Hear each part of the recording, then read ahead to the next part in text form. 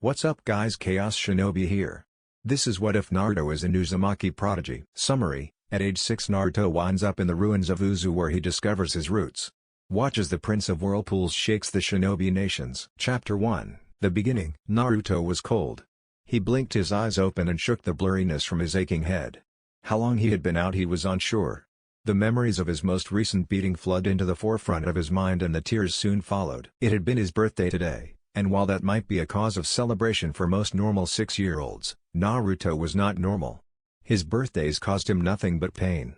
While he was frequently beaten over the course of the average month, his birthday was the one day he knew he was going to be hurt, and hurt severely. Hokage Gigi did everything he could to protect young Naruto, short of having him confined daily, to protect him, but his efforts were never enough, and his workload and responsibilities as the Hokage took up most of his time. Today though, it had been the worst he has ever suffered. Yes, tonight Naruto had been beaten, raped, and urinated on, before he was cast into a river unconscious. Meanwhile in Konoha, to say the Sandaime was furious would be the understatement of the century. He could not find Naruto anywhere, and he just got word from one of his loyal Anbu, who he had scouring the village for his surrogate grandson, that he overheard some men talking about what they had done to the demon brat tonight. The men, a few of them shinobi, were rounded up and sent to Ibiki Morino, the head of the torture and interrogation unit. It wasn't that much later the Hokage received a report from Ibiki of last known whereabouts of Naruto from the prisoners. Hiruzen accompanied a large team of his best trackers and Anbu Black Ops, one of which had gravity-defying gray hair, to search the forest and the river nearby, but they found no sign of Naruto. The teams stayed out all night, and would continue to search for the next few days, but they would never find him. The men responsible were publicly executed after they pronounced Naruto dead 2 weeks after the search began. Before the men were executed however, the Hokage along with Jiraiya revealed the truth about Naruto to the stunned crowd. Jiraiya took the stage and while in tears and filled with rage filled the village in on the little secret that Naruto was in fact his godson. The demon brat, as he had been called, was the son of their greatest Hokage. His true name was Naruto Uzumaki Namikaze. They revealed the reason they kept it a secret was to protect him from his father's enemies, namely the shinobi of Iwa. For many ninja this was cause for great sadness and shame. For years many throughout the village had shunned, spited, and hurt the child in some fashion or another, whether it was through words or physical violence. But no one was more destroyed about learning of Naruto's heritage than Kakashi Hatake. Jiraiya made the announcement that he, like his former teammate, would never step foot in this accursed village ever again and left. And so began the depression of Konoha. Back with Naruto. It had been 2 weeks since Naruto had awoken upon the shores of the once great Uzashiogakur. To say the young boy was scared and confused would be an understatement. He had food that he had foraged, and water that he had found. But for the past few days after he had blocked out the trauma, and recovered from the pain, he had been exploring the ruins of this once great village. Right now he was exploring what reminded him a little of the Hokage Tower. As he searched through the various rooms and offices he noticed that all of the bookcases and desks were bare. He spent hours searching all of the building until he finally came upon the Yozukage's office. Behind the desk lay a broken kunai. Naruto picked it up and ran his finger along the edge. He pulled his hand away sharply after he nicked himself. A few drops of blood fell on the floor and something amazing happened. Wow! What's going on? Naruto said as a ceiling array glowed into existence and the desk slid forward across the floor to reveal a hidden staircase. Slowly and cautiously Naruto descended the stairs in the narrow hallway that followed. He came to a stone door with a spiral design exactly like the one on his once white t-shirt. He touched the door and some of the blood still leaking from his fingertip activated another ceiling array. The great stone door slid open and Naruto entered. He came to a square-shaped room with 3 doors, one on the north wall, one on the west wall, and one on the east. He proceeded north and this room would change his life forever. As he crossed the threshold through the door marked training he saw a vast seal along the floor. He thought back to the other seals and decided he should touch this with his fingertip as well. The moment he did, the door closed, the seal lit up and 3 figures appeared in the center of the room. Hello. Chapter 2 Meet the Yozukages. Hello, Naruto said to the 3 figures that had just materialized before him. Who are you? He asked, unsure what was going on. The figure in the middle stepped forward, his long red hair swaying behind him. He was a tall man with light green eyes and 2 long bangs framing the sides of his face. He wore a black robe over what appeared to be shinobi armor. My name is Sephiroth Uzumaki, young one. The man stated. His voice had a noble air to it. Naruto immediately knew this was a man of some importance. His mind though went over the man's name. Why, you're an Uzumaki too? Naruto asked wide-eyed. The man's eyes shimmered and the corner of his lips seemed to curve upwards if only a little. Yes, we are in Uzushiogakure after all. Well, at least what used to be Uzu. I am the Shodai Uzukage, or at least I was in life. Naruto's eyes bulged out and he trembled a little bit. Are you a ghost? He shouted, pointing his finger accusingly at the man. Silence followed for a few moments before it was broken by uproarious laughter from the three men. "Ahahaha no baka," the leftmost figure said as he stepped forward. He was a tall, thin, but muscular man with spiky red hair and amber eyes. "We sealed our chakra into this chamber, and into these seals. You see, brat, every time a new Uzukage takes the throne, he wears a seal that siphons his chakra into this room. In the event the Uzukage should die, his remaining chakra, which is infused with a piece of his soul, remains here, to train and guide the next Uzukage. I am the said Uzukage, Ichigo Uzumaki." Again Naruto's eyes bulged and his jaw hit the floor. Ichigo smiled and pointed towards the other man, who had yet to step forward. Without hesitation the third man stepped forward and introduced himself. He too had spiky red hair, but with sharp blue eyes and pointed canines. "And I am his father Uzumaki. Nidai Uzukage." "What is your name, Gaki?" Naruto pointed at himself. "I'm Naruto Uzumaki." The three men sent glances toward each other. "Come here, Naruto," Sephiroth said. Hesitantly the boy obliged. The two other Kages surrounded him, and together with the Shodai, they laid their hands upon his head. Together the three Kages entered into the boy's mindscape. Inside Naruto's mindscape. "Whoa, this place is a dump," Rin said with a frown marring his face. "Something is strange about this boy, that is certain," remarked Sephiroth. For some reason Ichigo chose to remain silent, a contemplating look upon his face as he followed his predecessors. They soon came upon a vast metal gate, with a piece of paper in the middle with the kanji for seal written on it. "Well, that explains it," Rin said. "He's a Jinchuriki." Sephiroth noted aloud. "Who are you and why have you awoken my slumber?" A dark booming voice asked the three men. Things were about to get interesting. Chapter 3, Training begins. "So this is the mighty Kyuubi," Sephiroth said with a small smirk gracing his face. This however infuriated the already angry and confused Baijuo. "You dare mock me, puny human? Come closer and I will feast upon your marrow." "Ha! Oh, looks like you pissed him off, Tosan," Rin noted with amusement. "Yes, quite, but somehow I doubt that is very hard to do," Sephiroth responded. In turn the great fox just intensified his glare. "Who are you, and why are you here?" At this Ichigo stepped forward. "We are the former Uzukages." The Kyuubi looked intrigued and a little shocked. "We have come to find out who this young Naruto Uzumaki is. He doesn't exactly look like one you know." The fox just laughed and closed his eyes. "No, he does not. I assure you, however, he is. So far I respect him the most compared to my previous Uzumaki jailers. Though you have wasted your time. I don't really care who you are, and I'm not going to tell you anything." "That's okay, Fuzzy-chan, we aren't asking," Ichigo responded, to which Rin bit back a laugh. "How dare you call me that, you insolent aunt? Seriously, what was up with the Uzumakis and calling him Fuzzy-chan? Kushina and Mito did all the time." It was infuriating. "What my grandson is trying to say, is that we simply came to review his memories, and see what we can learn," Sephiroth said. The Kyuubi seemed to grow serious, and a little somber at that. "I assure you humans, it is not pretty. You would be careful what you wish for. Once you have seen my jailer's life, you cannot unsee it." The Kages raised a questioning eyebrow, but continued their task regardless. The three Kages quickly set up seals in the great chamber of Naruto's mindscape, and a seal in the center of their foreheads. And the sealing array drawn on the walls of the chamber, basically would copy all of Naruto's memories, and then paste them into the minds of whoever was wearing the required receiver seal on their forehead. The three flashed through hand seals, before bellowing out Memory Mirror, Fuujin. Memory Mirror, seal. Something quite unexpected happened, however. This unique Uzumaki Fuujin jutsu had never been attempted on a Jinchuriki before. Instead of just giving the Kages all of Naruto's memories, they also gave them the memories of the Kyuubi, and his past containers. Within a second they knew everything about Naruto Uzumaki, his heritage, his tragic life, the life of Kushina, and Mito, and the life of the Kyuubi from the day he was split from the Jubi. Instantly after the jutsu was finished all three men grew deathly pale, their eyes glistened with pure despair after witnessing the boy's life. Ichigo however fell to his knees. "And no. No, Kushi-chan. How can this be? This boy is my grandson." Sephiroth filled with rage. "Yes, Ichigo, this young boy is the rightful heir to the throne of our once great village. He is the Prince of Uzu. One day he could have been king. But look at what has happened.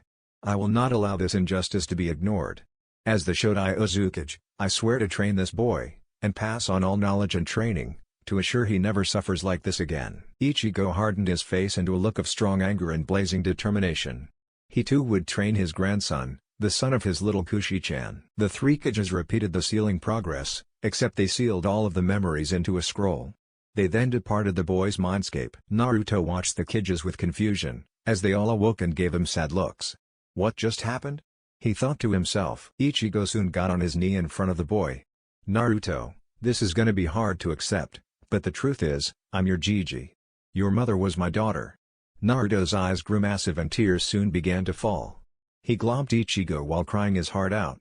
Rin and Sephiroth merely smiled in amusement. After the reunion was all over, they laid out the scroll onto the floor and drew a receiver seal on Naruto's forehead. They drew memory copying seals on their own bodies, so the boy would also gain all of their great knowledge and wisdom. Memory Fusion. And in a brief second, Naruto knew everything. He knew of the history of Uzu, the lives and struggles of the men standing before him. He basically felt as if he had lived as Sephiroth, Rin, Ichigo, Mito, and his mother Kushina. He knew about the fox Kurama and how he got there.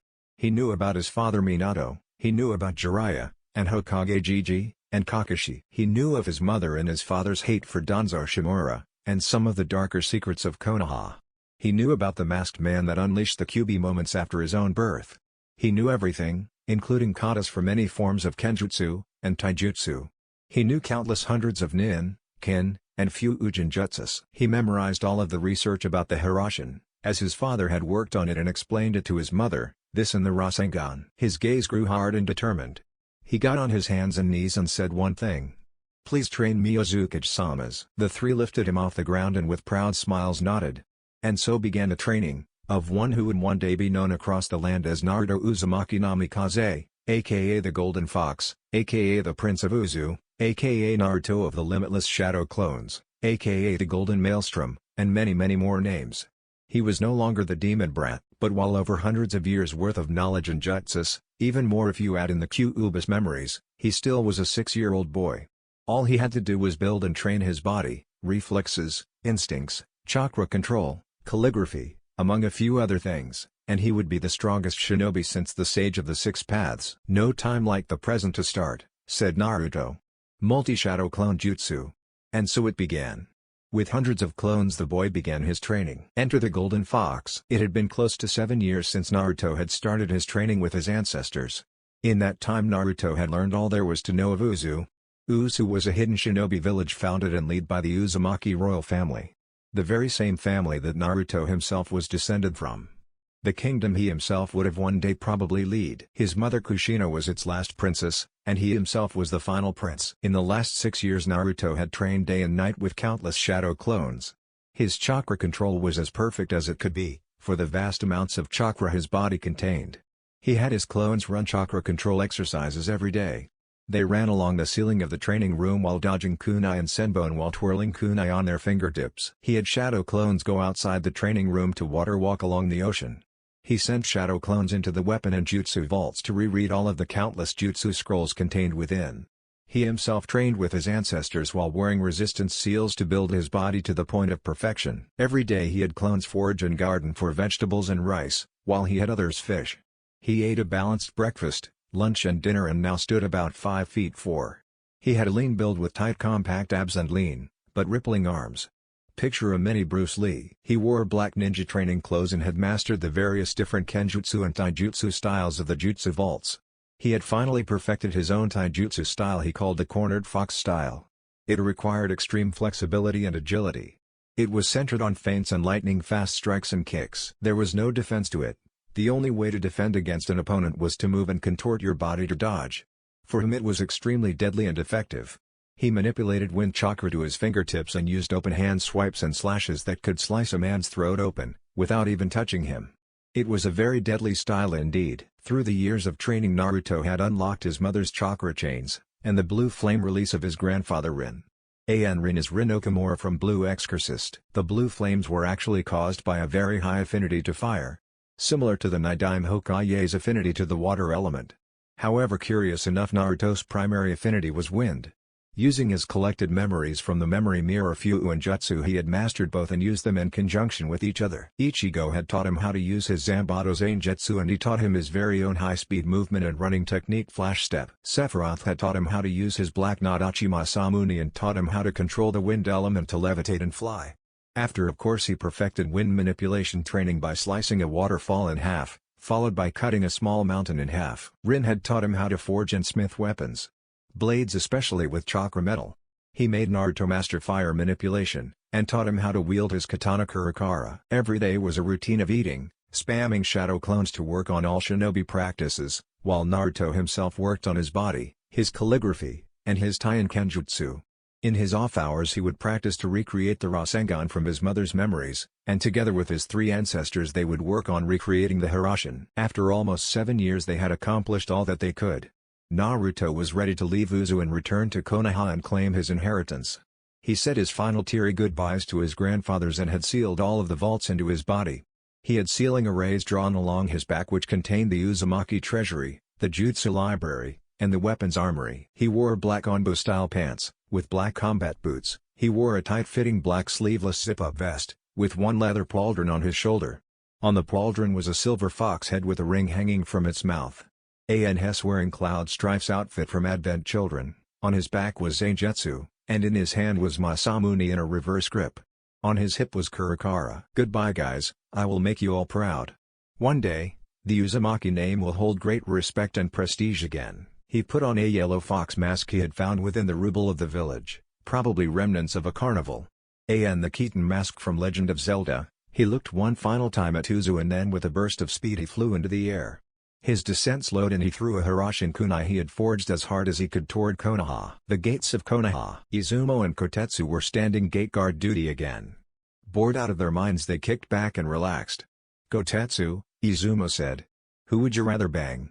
Kurenai when she's on her period, or guy with a vagina? All of the color drained from Kotetsu's face and he looked toward his best friend. You're sick, you know that? He deadpanned. Suddenly Kotetsu stood and smacked his partner. Look. He pointed toward the figure slowly approaching the gate. A man wearing a yellow fox mask, dressed all in black with a massive sword on his back, and very long nadachi in his hand was making his way toward them. Halt. Who are you and what business do you have in Konoha?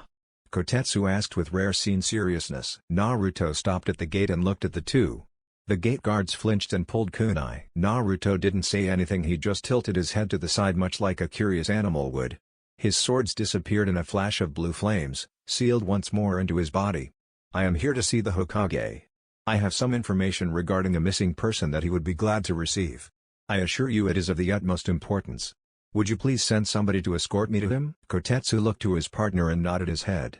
Izumo nodded back and shunshine to the Hokage building. He was back a few moments later. If you will please follow me, I will escort you to Hokage-sama. Naruto nodded his head and followed after the man. He could sense the Anbu hidden around him, no doubt making sure he didn't do anything stupid. The pair reached the Hokage building in no time and climbed the stairs. They walked past the secretary who eyed the mysterious fox-masked Naruto and came in front of the doors to Hiruzen's office. With a knock and a shout of enter, Izumo opened the doors and escorted Naruto inside. The Sedame watched the mysterious stranger with great curiosity. Welcome to Konoha. What can I do for you, mister? Naruto stepped forward and tilted his head to the side once more. Please tell me you haven't forgotten me, Jigi? The Hokage's eyes grew wide and he ordered Izumo and all of the Anbu out of the room at once. After they left he leaned forward. And Naruto? Is that really you? Naruto could sense the hope radiating off of his grandfather figure. He reached his hand up and removed his mask. Tears threatened to fall from his shimmering blue eyes. Yeah, Jiji, it's me. The Sedame burst forward and embraced his surrogate grandson. Tears fell from his eyes and he asked, how? I thought you had died? Where were you all this time?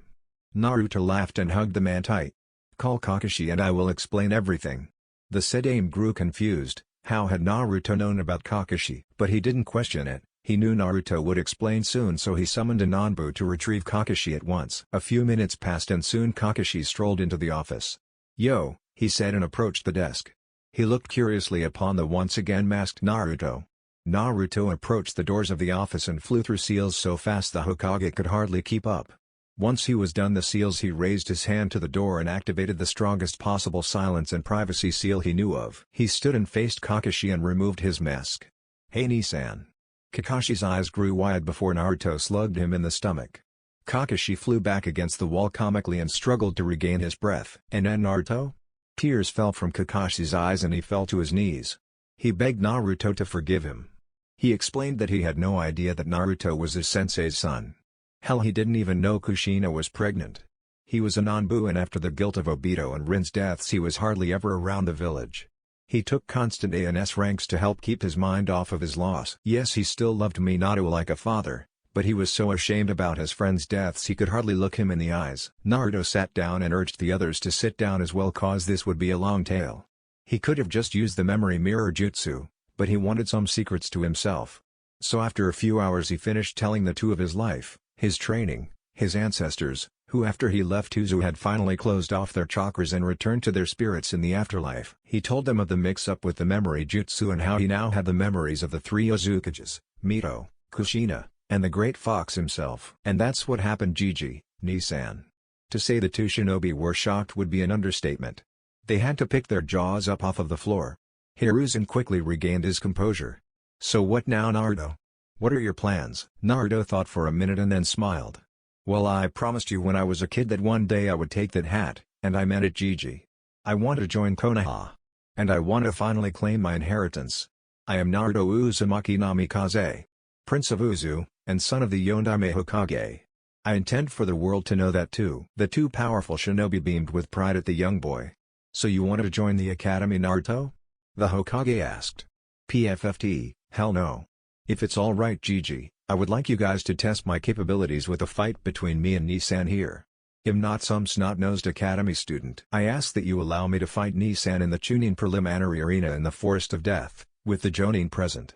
If I perform acceptably, you give me my inheritance and I announce my return to the village. You give me Jinon headband and I will join whatever squad you want. If I lose, I will attend the academy and wait until you think I'm ready to claim my inheritance. Deal? The Hokage thought about the proposal and said deal. Is this alright with you, Kakashi? Kakashi shook his head affirmatively and I smiled at Naruto. You're in for quite the challenge at Toto, I hope you're ready. Naruto beamed at the man he considered his new big brother. Always, Nissan. I will see you guys later. I want to go see old man Ichiraku and Ayame and get some ramen. It's been so long since I've had my ramen, I can hardly wait. The two men laughed but decided they would tag along and treat him to it. They had missed Naruto for so long, and Kakashi finally had a chance to make it up to Naruto for not being there for him. Damn it, he would be the best big brother anyone could ask for. The Ichirakus had a tearful reunion with their number one customer, and Ayame had gone positively red when she had seen the now very handsome, very muscular young man that was once the cute little Naruto-chan. After many bowls of ramen, and many laughs and stories, Naruto had checked himself into a hotel, promising the Hokage he could wait till after the fight was over with Kakashi before he moved into his parents' estate. Kakashi had volunteered to put Naruto up in his house but Naruto had declined. He thanked him for the thought but said it wasn't necessary. Kakashi let it drop and turned himself in for the night as well. A week had passed and all of the Jonin shinobi had come to watch the fight between the mysterious Golden Fox and Kakashi Hatake. The council had come as well and the Hokage had summoned Jiraiya claiming that it had to do with Naruto. He sent the old pervert a message explaining some of the details but most importantly that Naruto was alive and well, and had challenged Kakashi to a fight. Jiraiya had raced home once he got the message and was now standing next to his old sensei looking over the two shinobi facing each other in the arena. The Hokage silenced all of the whispering shinobi and took his place on the arena floor. This shinobi has come to Konoha to join our forces. To prove himself worthy he has decided to showcase his skills in a friendly exhibition fight against one of our best. So let us begin. The Golden Fox vs Kakashi Hatake. Hajime. Chapter 5, Naruto Unmasked. Hajime. Naruto remained calm. Kakashi-san, you may want to take me seriously. I think you may need your Sharingan for this, Naruto said. In due time, Fox-san. I merely want to test you a little first. Kakashi replied. Okay, Kakashi. Don't say I didn't warn you. Lesson 1 Taijutsu. In a burst of flash step Naruto appeared in front of Kakashi, open palm already speeding toward his chest. No one could believe the speed the boy had just shown. No one even saw him move. Kakashi blocked and retaliated with his on taijutsu and soon the two were flying through punches and kicks. Naruto was bending and weaving, and turning acrobatically in the air to dodge all of Kakashi's blows. A few times Naruto was hit, but he just shrugged off the pain and seemed to be in good shape. The same could not be said for Kakashi. His Jonin vest was in tatters from Naruto's wind-enforced swipes. Asuma's cigarette fell from his mouth and his eyes widened. He's using wind chakra along his fingertips. Guy nodded. His taijutsu is indeed deadly. I've never seen this fighting style before. He added seriously. The Hokage overheard this and decided to give his own piece of wisdom. You are correct, Guy. The fact is this is Fox-san's own taijutsu style. He created it himself. He calls it the cornered fox style. Notice that he does not block. The only defense this style uses is dodges. It requires extreme flexibility and awareness. Guy's eyes grew wide. How youthful. To think someone this young could create such a powerful style on his own. Fox-san burns with the spirit of youth, he exclaimed, much to the discomfort of the surrounding jonin. After a few more exchanges, Naruto and Kakashi leapt away from each other. Kakashi was breathing a little harder than normal, but Naruto seemed unaffected. What stamina? He thought to himself. I told you, Kakashi, don't underestimate me, Naruto said with a bit of humor in his voice. Ha, I guess you were right, that could have been very bad had you actually wanted to kill me, Fox-san. With that, Kakashi raised his headband, unveiling his Sharingan. Lesson 2, Ninjutsu. Fire Style, Fire Dragon Jutsu. Kakashi launched the Fire Dragon at Naruto, who didn't move. He flashed through hand seals faster than Kakashi had and simply said, Fire Style, Fire Dragon Jutsu. A larger Fire Dragon sped towards Kakashi's, only Naruto's was made of blue flames. The two jutsu crashed into each other. Naruto's was stronger, however, so after it cancelled out Kakashi's, it kept moving towards him. Everyone had to pick their jaws off of the floor except Kakashi and Hiruzen, who knew of Naruto's bloodline. Kakashi leapt out of the way of the incredible Fire Dragon and sped through more hand signs. Water Style, Water Trumpet Jutsu. Kakashi released the built-up torrent of water at Naruto, who decided to take flight into the air. He hovered mid-air for a few seconds to the shock of the stunned crowd before flying through hand seals of his own. With a deep breath and cry of Wind Style, Great Breakthrough. He launched a concentrated blast of air at Kakashi. Earth Style, Earth Wall Jutsu. Kakashi slammed his palms upon the ground and summoned up a wall to defend against the crushing blast of wind. Naruto fell to the ground and vanished with a burst of flash step. He summoned Masamune in a flash of blue flames, and when he reappeared he cut the wall of earth down. That's the legendary Masamune, Yugao exclaimed. How on earth did he get the great sword of the Shodai Uzukage? Everyone looked toward the Hokage. Now. All will be revealed soon, Nico. After the wall fell down, Kakashi was nowhere to be seen.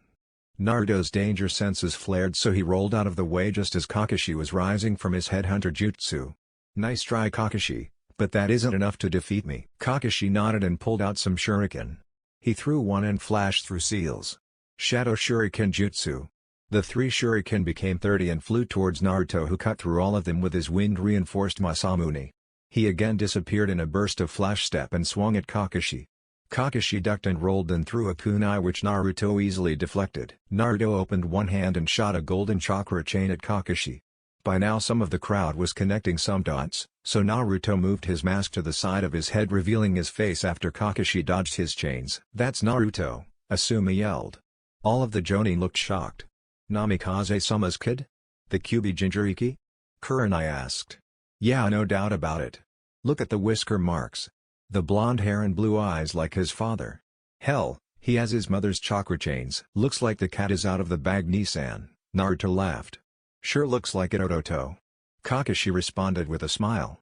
Well, let's give him a good show. Naruto held his hands up. Resistance seals, Kai. Gravity seals, Kai. Chakra restriction seals, Kai. The ground around Naruto was crushed under the sudden release of his chakra. His body was engulfed in a tower of blue chakra. Everyone in the room was now shocked by the sheer pressure pressing down on them, Hokage and Kakashi included. He was holding his own against a jonin, and the whole time he was holding back. In a show of pure speed, Naruto sped forward, leaving after images in his wake, and after resealing his sword re-engaged with Kakashi in a flurry of taijutsu. Kakashi tried to block, but his hits were too hard. After a sudden palm strike to the gut which took the air right out of him, he rocketed backwards. Without hand seals, Naruto summoned a shadow clone which kicked Kakashi into the air. Naruto flew at him and grabbed him by the vest. He spun and flew towards the ground, slamming Kakashi to the floor of the arena. Kakashi blinked his eyes upon and saw he was surrounded by shadow clones, each holding either Zangetsu or Masamune against him. Naruto stood back with his arms across his chest, smiling. So how did I do, Gigi? He called up to his Hokage and grandfather figure. Great, Naruto, but I think all the jonin would like some answers. Collectively the Jonin and the Shinobi Council shook their heads rapidly up and down. Naruto nodded and dispelled the shadow clones. He picked Kakashi up and checked to see if he was okay. Kakashi smiled and said he was just caught off guard. Naruto resealed all of his seals, and sealed away the fox mask. Naruto took in a deep breath and with a hardened gaze and a voice filled with a deep timbre began his tale. His presence demanded respect and oozed nobility but no arrogance. He came off as strong, mature shinobi. My name is Naruto Uzumaki Namikaze. 6 years ago after being beaten and raped, I was tossed into a river. At this everyone looked down ashamed, some looked furious. I awoke upon the shores of my family's home village Uzu. There in the village I discovered my heritage, and found the sealed spirits of the Shodai, Nidaime, and Setai Mozukages. The Jonin took a gasp. Yes, 3 of my ancestors. My grandfather Ichigo, great-grandfather Rin, and great-great-grandfather Sephiroth. Through a trick of fate they gave me the memories of my mother. They trained me for the past 6 years in Tai, Nin, Ken, Kin, and Fuujin Jutsu. I unlocked my great-grandfather's blue flame bloodline and my mother's chakra chains. After they trained me, and taught me, they gave me their swords and passed on the will and the fate of the Uzumaki clan to me. I am Naruto Uzumaki Namikaze, Prince of Uzu, head of Uzumaki clan, and son of Princess Kushina Uzumaki, and Minato Namikaze, the Ondaime Hokage. Through my mother's memories and with my mastery of Fuujin Jutsu after being trained by the 3 greatest Fuujin Jutsu masters, I recreated the Hiroshin, after recreating my father's Rasengan. He proved this by forming a Rasengan in one hand, and pulled a tri-bladed black Hiroshin kunai in the other. He threw the kunai and disappeared in a yellow flash. He reappeared across the room and with a shout of Rasengan, slammed the Rasengan into the wall. The Jonin looked shocked, as did the council. The elders looked emotionless per usual, but inside they were jumping for joy and plotting on ways to control the boy. Jiraiya came down and hugged Naruto, happy to see his godson. The Jonin clapped and came down to welcome the smiling Naruto back to the village. The Hokage silenced the room and approached Naruto, proud of the boy. Naruto, I am happy to welcome you home as a shinobi of the Hidden Leaf Village. He gave Naruto a Konoha headband which he happily accepted. He tied it on his bicep and bowed to his Hokage. The Hokage laughed and shook his head. Are you sure you want to be a Jonin though? You could be a Jonin. Hellboy, or you could probably take the Hokage hat now. Tsume Inuzuka barked with a laugh. Naruto and the Jonin laughed as well, but Naruto replied, "Thank you Inuzuka-san, but I'm not ready for that yet. I may be trained but I need mission experience as well as leadership experience. I will become a Jonin and grow as a shinobi. I will form bonds with my age group and one day I will surpass my father and my ancestors and be the best Kage I can. But today, I think Jonin suits me fine." The collected shinobi minus the council elders smiled and nodded toward the boy. The Hokage smiled and nodded in agreement. However, a Jonin cannot claim the position of clan head, so he decided to make a compromise. I hereby pronounce you special Jonin. This new position will be very much the same as standard Jonin, with the exception that it will represent your advanced maturity to your peers, and allow you to claim your clan seat. Any objections? He looked to his surrounding council members. None? Good. Congratulations Naruto. The Jonin gave the kid some thumbs up and well wishes. However, the women of the crowd were having certain thoughts about the boy. The way this kid talks and stands just screams alpha. If only he were a few years older. Hell, the kid's gonna be quite the looker just like his old man. If he isn't already hot damn. Thought Tsume. If I wasn't in love with Hayate-kun and he was a little older I'd give him a shot. Thought Yugao. This boy. No young man will make a fine ninja. But whoever gets him as a husband will be one lucky woman. Thought Kurenai. Naruto Uzumaki, you're interesting. You and me don't seem all that different. I think I'm gonna keep an eye on you Foxy-kun. Thought Anko with a shit-eating grin. 3 days later, the entire village was gathered in front of the Hokage Tower. Everybody was whispering and gossiping. Hiruzen overlooked his villagers and silence soon filled the village. 6 years ago a great crime took place. I need not remind you of the details, but we lost the son of the Yondaime. Everyone looked depressed at this. It is with great pleasure though that today I welcome him back to the village. May I present Naruto Uzumaki Namikaze, Prince of Uzu and new head of the Uzumaki clan. The villagers looked on with wide eyes as Naruto stepped forward dressed in his usual ninja outfit. Only this time he wore a Uzu headband as a belt buckle. Over his black vest he wore a long black sage cloak with blue flames along the bottom and the sleeves, and his Konoha headband wrapped around his bicep.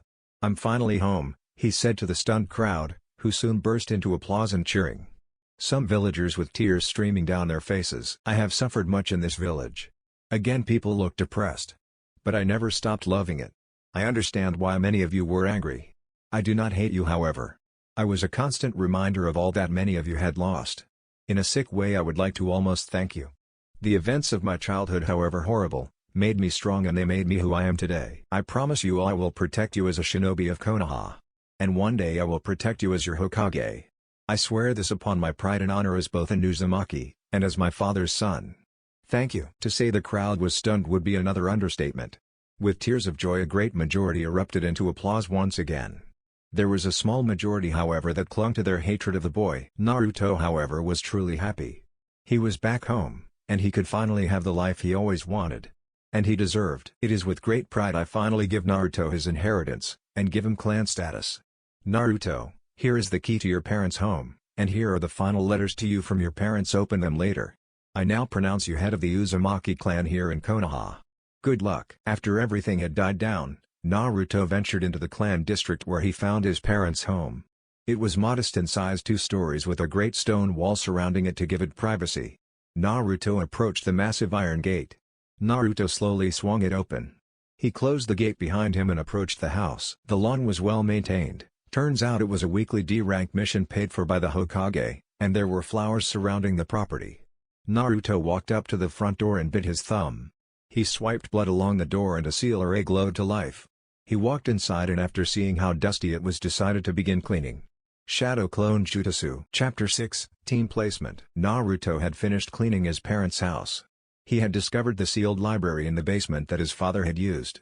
The library was massive and it had many empty rooms with heavily sealed doors which he filled with his clan's jutsu and weapons. One room was even filled with the money and gold, and jewels from the Uzu treasury. So now the basement had his father's library and study, his clan's armory, his money vault, and a filled jutsu library.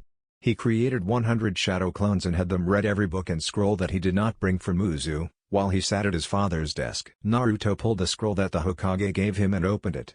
2 letters popped out, both addressed to him, along with 2 journals, one red and the other blue. These were his father's journal and his mother's diary. Naruto set the 2 books off to the side. Opened the letters. Dear Naruto, I'm so sorry that things turned out this way. I wish I had more time to tell you just how much you mean to me, and how much your father and I love you. I had such hopes for you in life, and I still do now even though I'm gone. Please be a good boy, eat well, study hard and meet a fine girl to love. Make sure she's strong and isn't some pathetic fangirl. Bane. I'm so sorry that I'm not around for you now. I was so happy when I found out I was gonna be a mother and I love you with all my heart. Oh, and if that Hirusenin tries to turn you into a pervert like him, kick in the crotch for me. I know I shouldn't ask much of you, considering I failed to be there, but I always hope to one day rebuild our once great clan with your father. Maybe one day you can do that for me. Love, your mother Kushina. Naruto cried and held the letter close to his chest. I love you Mom, I could never hate you. I wish I could have met you, but I know that you love me, and I will make you proud. After Naruto collected himself he opened the next letter. Hey Naruto. It's your dad Minato. I hope you can one day forgive me for the burden I'm about to place on you, but please know that I have no other choice. The QB is upon us and I need to stop it. I'm so sorry but I know that one day you'll be seen as the hero that you are. Son, grow strong, find love, and be a good man. I know that you can do these things because I and your mother believe in you. I love you son, and my hope is that one day you can do the impossible and get rid of the hate in the shinobi world. One day you may even get rid of the Kyuubi's hate. Promise me you will at least do your best. Love, your dad Minato. Again Naruto cried. Don't worry Dad, I'll do my best, and I will succeed. After Naruto was done he ventured upstairs, leaving his clones to study.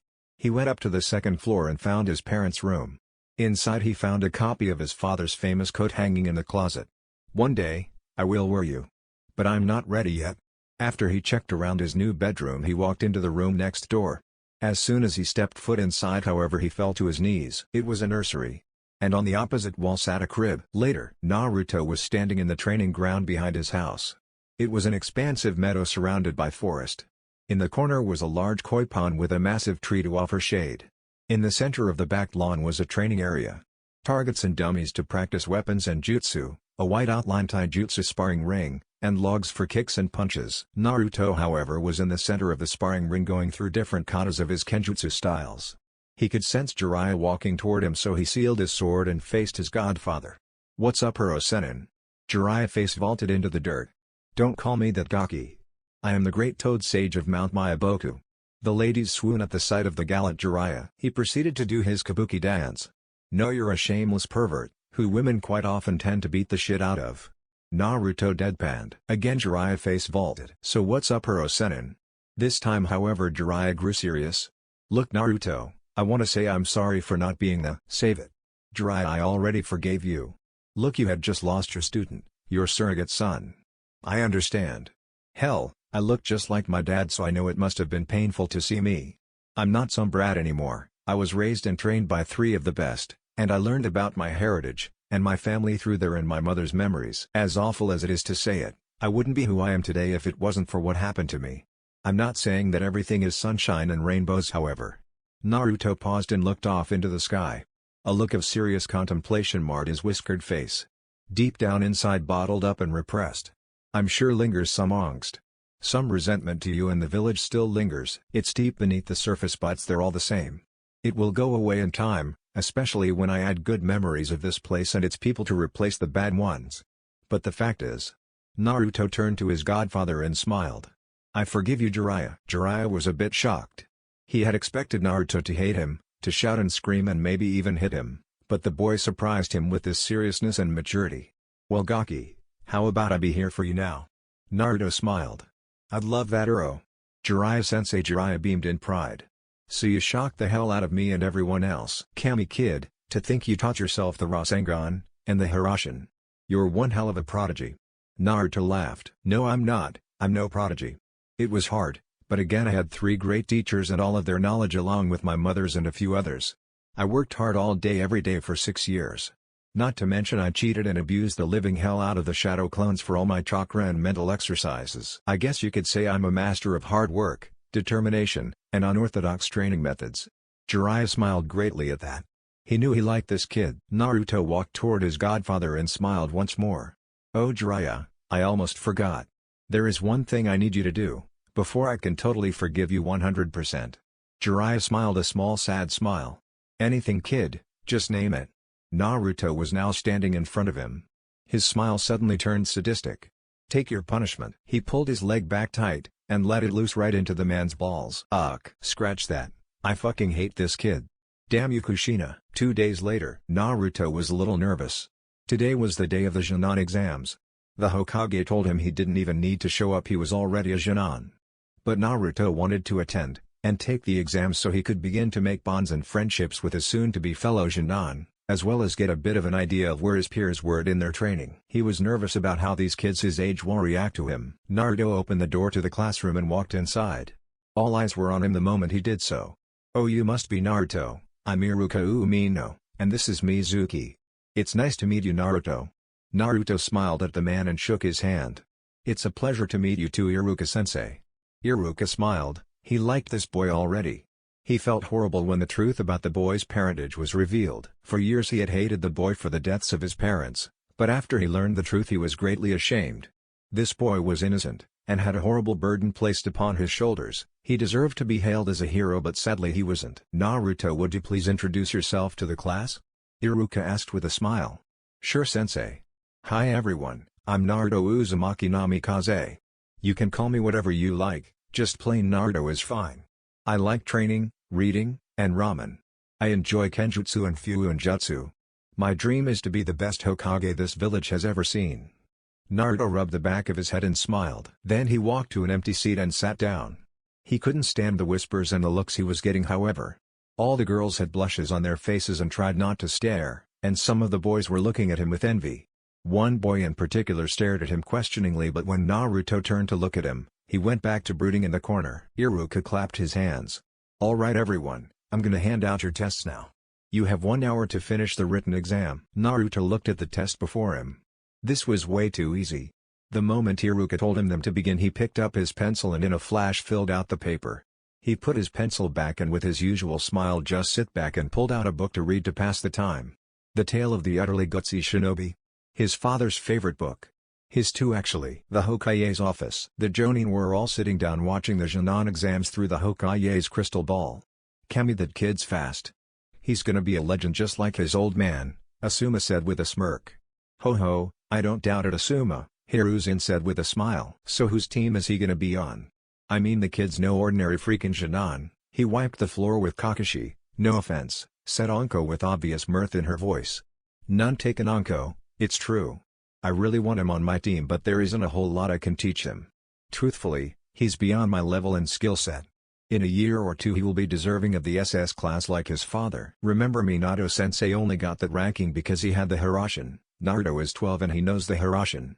Not to mention his obvious skill with Kenjutsu, Ninjutsu, Taijutsu, and the few Uinjutsu required to recreate the Hirashin. This kid will surpass us all at the current rate he's going. Hiruzen smiled at that. It's true, and the boy deserves it too. If I'm alive to see him reach Jonin, I may very well make him my successor. All the Jonin were surprised, but they understood. Back in the classroom. Okay class, follow me to the training yard. All of the Jonin hopefuls walked outside to the training yard and prepared for the next part of the exam. Naruto waited patiently for his name to be called into the sparring arena. After all of the other kids had their turns, it was finally down to Naruto. Okay, next up, Naruto versus Sasuke. Naruto nodded and entered the ring. He studied the Uchiha across from him, who kept his hands in his pockets. Okay guys, take your stances. Sasuke got into his family's stance, and Naruto stepped into a loose boxing stance. He didn't want to kill the kid, Hajime. Naruto just stood and studied his opponent. Sasuke did the same, and for the next few minutes neither of them moved. Come on Dobi. Attack me. Naruto didn't rise to the goading. He just stood patiently. Well, if you're not gonna come at me, I will come at you. Sasuke ran at him with his fist reared back. Naruto just dodged his punch.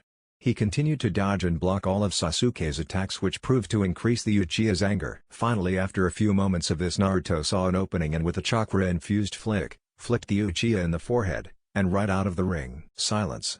Silence followed for a few seconds until Kiba Inuzuka burst out laughing, along with all the other boys. The girls, however, were scandalized and rushed to help their precious Sasuke-kun. Winner Naruto, said Iruka with a cough. Dobe. Naruto looked back at Sasuke, who was absolutely livid. Fight me again. Naruto turned away.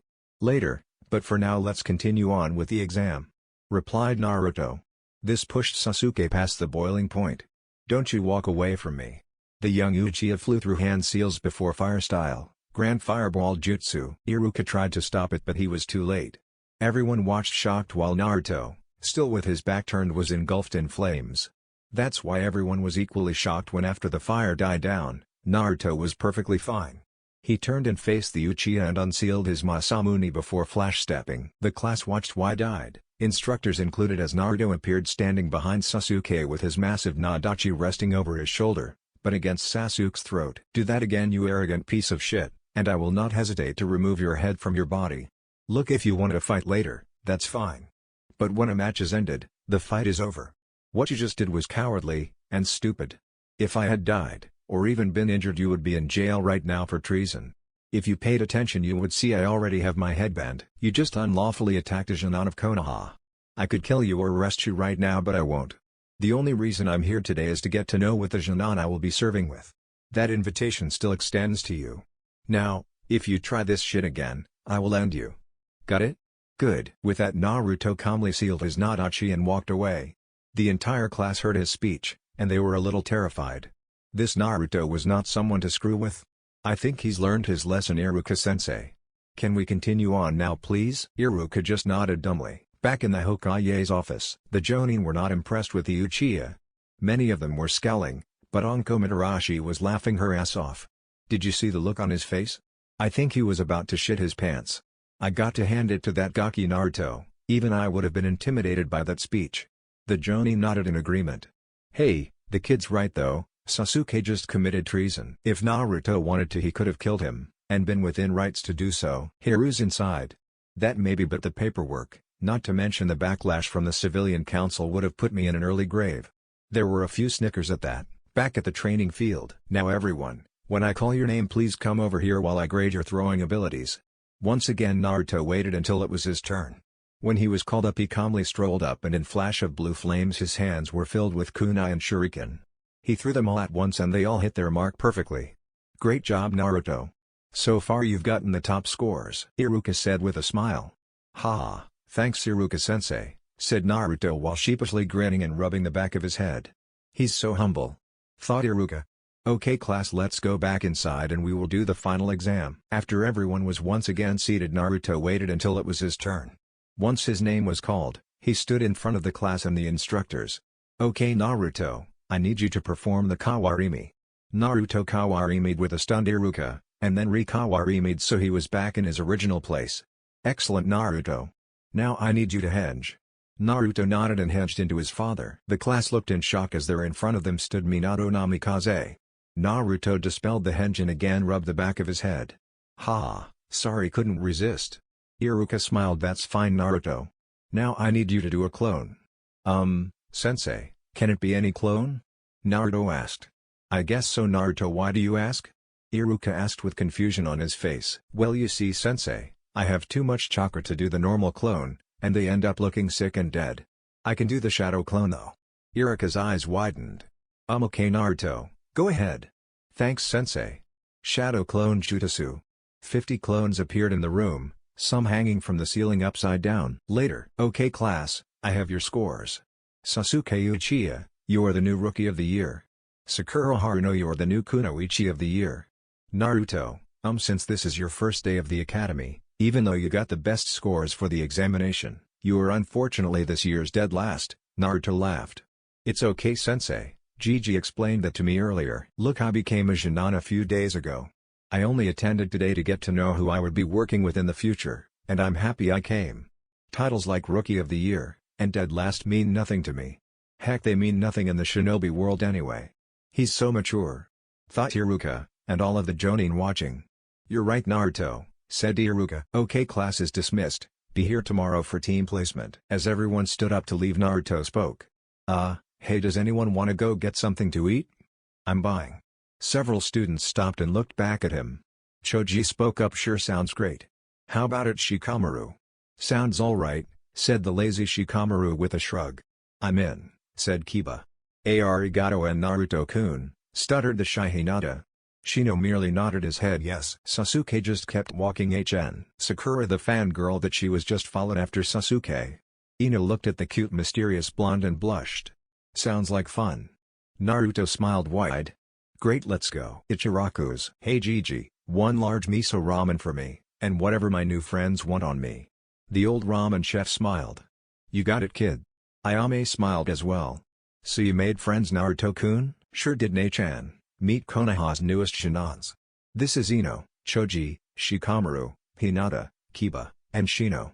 They all waved. Well, any friend of Naruto-kun's is a friend of mine. So what can I get you? After everyone had ordered and began eating, it was Kiba that spoke up. So Naruto, my mom told me you kicked a Jonin's butt last week. Is that true? Everyone looked at him, obviously hearing about it as well. Ha, yeah it is. Naruto responded while rubbing the back of his head. Well, I wouldn't say you kicked my butt, Atoto, Kakashi said as he sat next to his surrogate little brother. Ni-san. So come to celebrate with me. Kakashi, I smiled. You did very well today Atoto. I was proud of the way you handled a certain situation. I know your father would be as well. Naruto smiled and looked down at his feet. I hope so Ni-san, I really do. Kakashi ruffled Naruto's hair and ordered some ramen for himself. Naruto introduced his new friends to Kakashi. He explained that Kakashi was his father's student, and in his eyes that made him his Ni-san. After a good few hours of eating and laughing and telling stories, Naruto paid for everyone's food and said goodnight. His new friends thanked him and he told them all he would see them tomorrow. As Naruto was walking back through the village, he saw something strange. Mizuki was climbing out of a window with a large scroll strapped along his back. Something was wrong with this picture, so Naruto made a clone to go back and find Kakashi, while he followed Mizuki into the forest. Naruto lost track of time as he tailed Mizuki from the shadows. He came to a halt as Mizuki stopped running and leaned the scroll against an abandoned shack. Naruto took this time to quietly send shadow clones to set up a perimeter. Naruto took this time to act. He sent his chakra chains out to retrieve the scroll, and once he had it secure he sealed it within his body. What are you doing out here with the forbidden scroll of sealing Mizuki? The Hokage's office. Kakashi and the Hokage the watched as Iruka showed up and demanded to know why Mizuki stole the scroll. He then fought with Mizuki, who tried to impale him with a Fuuma Shuriken, but Naruto intervened and beat the ever-living shit out of him. The forest. Naruto slung Mizuki over his shoulder and unsealed the scroll. It fell to the ground and he caught a glimpse of exploding shadow clone jutsu. That will come in handy, Naruto thought as he memorized the hand seals. He and Iruka walked back to Konoha together. Thanks for saving me from that shuriken, Naruto. No problem, Iruka-sensei. You would have done the same for me. Naruto woke up and looked at the picture of his mother and father on the nightstand. Wish me luck, Mom, Dad. He took a quick shower and changed into his usual attire. He put on his black cloak with the blue flames and walked into the kitchen. He made a quick breakfast, ate it, and then headed toward the academy. He still had an hour to kill, so he went into a weapon shop that was on the way. The grizzled man that was behind the counter looked at the blonde and smiled. Well, I was wondering when you were gonna pay me a visit, Namikaze-san. The blonde smiled back at the man and responded. Oh, you were, huh? And why is that? The big man gave a hearty chuckle and pulled out a Hiroshin kunai.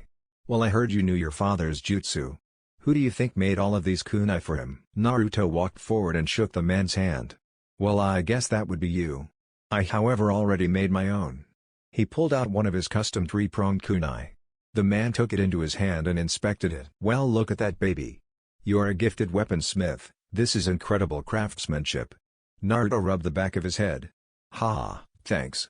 To tell you the truth, I'm kind of out of a forge right now. Do you think you could make me some more like that one? The man nodded in the affirmative. Of course, how many do you want? Naruto smiled and unsealed a large stack of Ryo onto the table. As many as this can buy me. The man laughed again. I like you, kid. Tell you what, if you ever get around to building your own forge, you come see me for the metals you need. I'll give you a hell of a deal. Naruto shook the man's hand. Well, it's a deal, mister? Name's Tanaka, kid. Naruto nodded. Pleasure to meet you, Tanaka. The pleasure is all mine. Hey, I hear from some friends of mine that you have in your possession the famous Masamune. Is that true? Naruto smiled. Yeah, it's a family heirloom. Naruto unsealed the Masamune. Whoa, it's just as beautiful as I imagined. Hey Tenten. Get in here, you gotta see this. A girl, maybe a year older than Naruto, walked in from the back room. What is it, Oh my Kami. Is that the Masamune? Naruto chuckled and rubbed the back of his head again. Yeah, it was a family heirloom. Nice to meet you, Tenten. I'm Naruto. The girl's eyes grew big. Uzumaki-sama. I studied the Uzumaki clan extensively. I read all about the famous swords and swordsmen. I'm a really huge fan of your mother, Kushina-sama. Naruto smiled and his eyes grew a little heavy. Yeah, she was great, wasn't she? Oh, I'm sorry, Uzumaki-sama, I didn't mean to. Hey, don't worry about it. I'm glad to meet someone who knows of my family. Hey, if you'd like, maybe sometime you could come over to my house. I'll show you the armory. When I was in Uzu, I sealed away the entire weapons room. All of our swords are with me now. Tenten's eyes grew the size of dinner plates and stars seemed to replace her pupils. Really? That's amazing. Can I, Dad, can I? Tanaka laughed his ass off. Of course. I'm sorry, Naruto. You see, my daughter is a fangirl for weapons, especially the famous ones. Naruto laughed as well. It's alright, it was nice meeting you too. I gotta go to team placement now, but how about I come by this afternoon, Tenten, and I'll you show my collection. Tenten nodded up and down repeatedly. I can't wait. See you then. Naruto left the weapons shop and Flash stepped his way to the academy. He took an empty seat and waited for the placements to begin. Later. OK, Team 1 will be. OK, Team 7 Sasuke Uchiha, Sakura Harunoha take that Ino Pig. And Naruto Uzumaki. Your Jonin instructor will be Kakashi Hatake. Naruto waited with the rest of his team in silence. Knowing his Nissan this was gonna take a while, so he just closed his eyes and meditated. 2 hours later the door slid open. You're late, Kakashi-sensei. Sakura screamed. My first impression of you guys? I hate you. Well, except you, Itoto. Meet me on the roof. Naruto stood up and in a burst of blue flames disappeared. He reappeared in front of his Nissan on the roof. Kakashi continued reading his little orange book, and Naruto pulled out a long, thin pipe filled with tobacco. Since when do you smoke, Itoto? Kakashi asked, looking at Naruto with a raised eyebrow. Since I found out I was gonna be teamed up with Duck Brooder and Howler-chan. Naruto deadpanned while lighting his pipe. Kakashi just smiled. A few minutes passed in silence with Kakashi reading his smut, and Naruto blowing smoke rings. Finally Sasuke and Sakura made it to the roof. Kakashi closed his book as the two took their seats next to their teammate. Okay, let's begin. I want you to introduce yourselves, tell me your likes, dislikes, and dreams for the future. Kakashi-sensei, could you go first to show us how it's done? Sakura asked. Sure, My name is Kakashi Hatake. I like a lot of things. I don't feel like telling you my dislikes, and dreams for the future? Never really thought about it. We only learned his name, thought Sasuke and Sakura. Okay, you pinky go. Sakura bristled at the nickname but continued anyway. My name is Sakura Haruno, I like, looks at Sasuke and giggles, I hate Ino pig.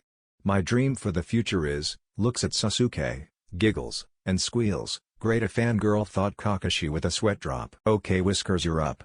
My name is Naruto. I like ramen, kenjutsu, fuinjutsu, Kakashi ni, and training. I dislike arrogance, people who judge others, and rapists. Kakashi flinches. My dream for the future is to become the best Hokage, and protect all of those who are precious to me. Kakashi I smiles, you will Naruto, I know it. Okay Broody, you're up. Sasuke gave him a dirty look. I have many dislikes, and even fewer likes. I don't have any dreams, but I have an ambition, I will kill a certain man, and then rebuild my clan. Great, an Avenger and a fangirl. Deadpan Naruto and Kakashi. Sasuke so cool. Thought Sakura. Okay, meet me at the third training ground tomorrow at 5 AM. Oh, and don't eat breakfast, you'll just puke it up, Kakashi said with a nice smile before leaving in a sunshine. Don't listen to him, if you don't eat breakfast you'll have no energy and you won't perform well, said Naruto to his teammates. Why would we listen to you, Naruto baka? Screeched Sakura. She was still pissed that Naruto made Sasuke look bad. Don't if you don't want to, just trying to help. Naruto walked to the edge of the roof and stepped right off. Sakura and Sasuke ran to the edge and looked over. Naruto was falling straight down head first, before his body rose up and he took off flying into the air. That was so cool. No, it wasn't, Naruto baka isn't nearly as cool as my Sasuke-kun. Meanwhile Sasuke was thinking. How did you get so much power, Dobi? Later, Naruto had picked Tenten up as promised, and after Tenten had thoroughly inspected each and every single weapon in Naruto's armory, had challenged the blonde to a kenjutsu spar.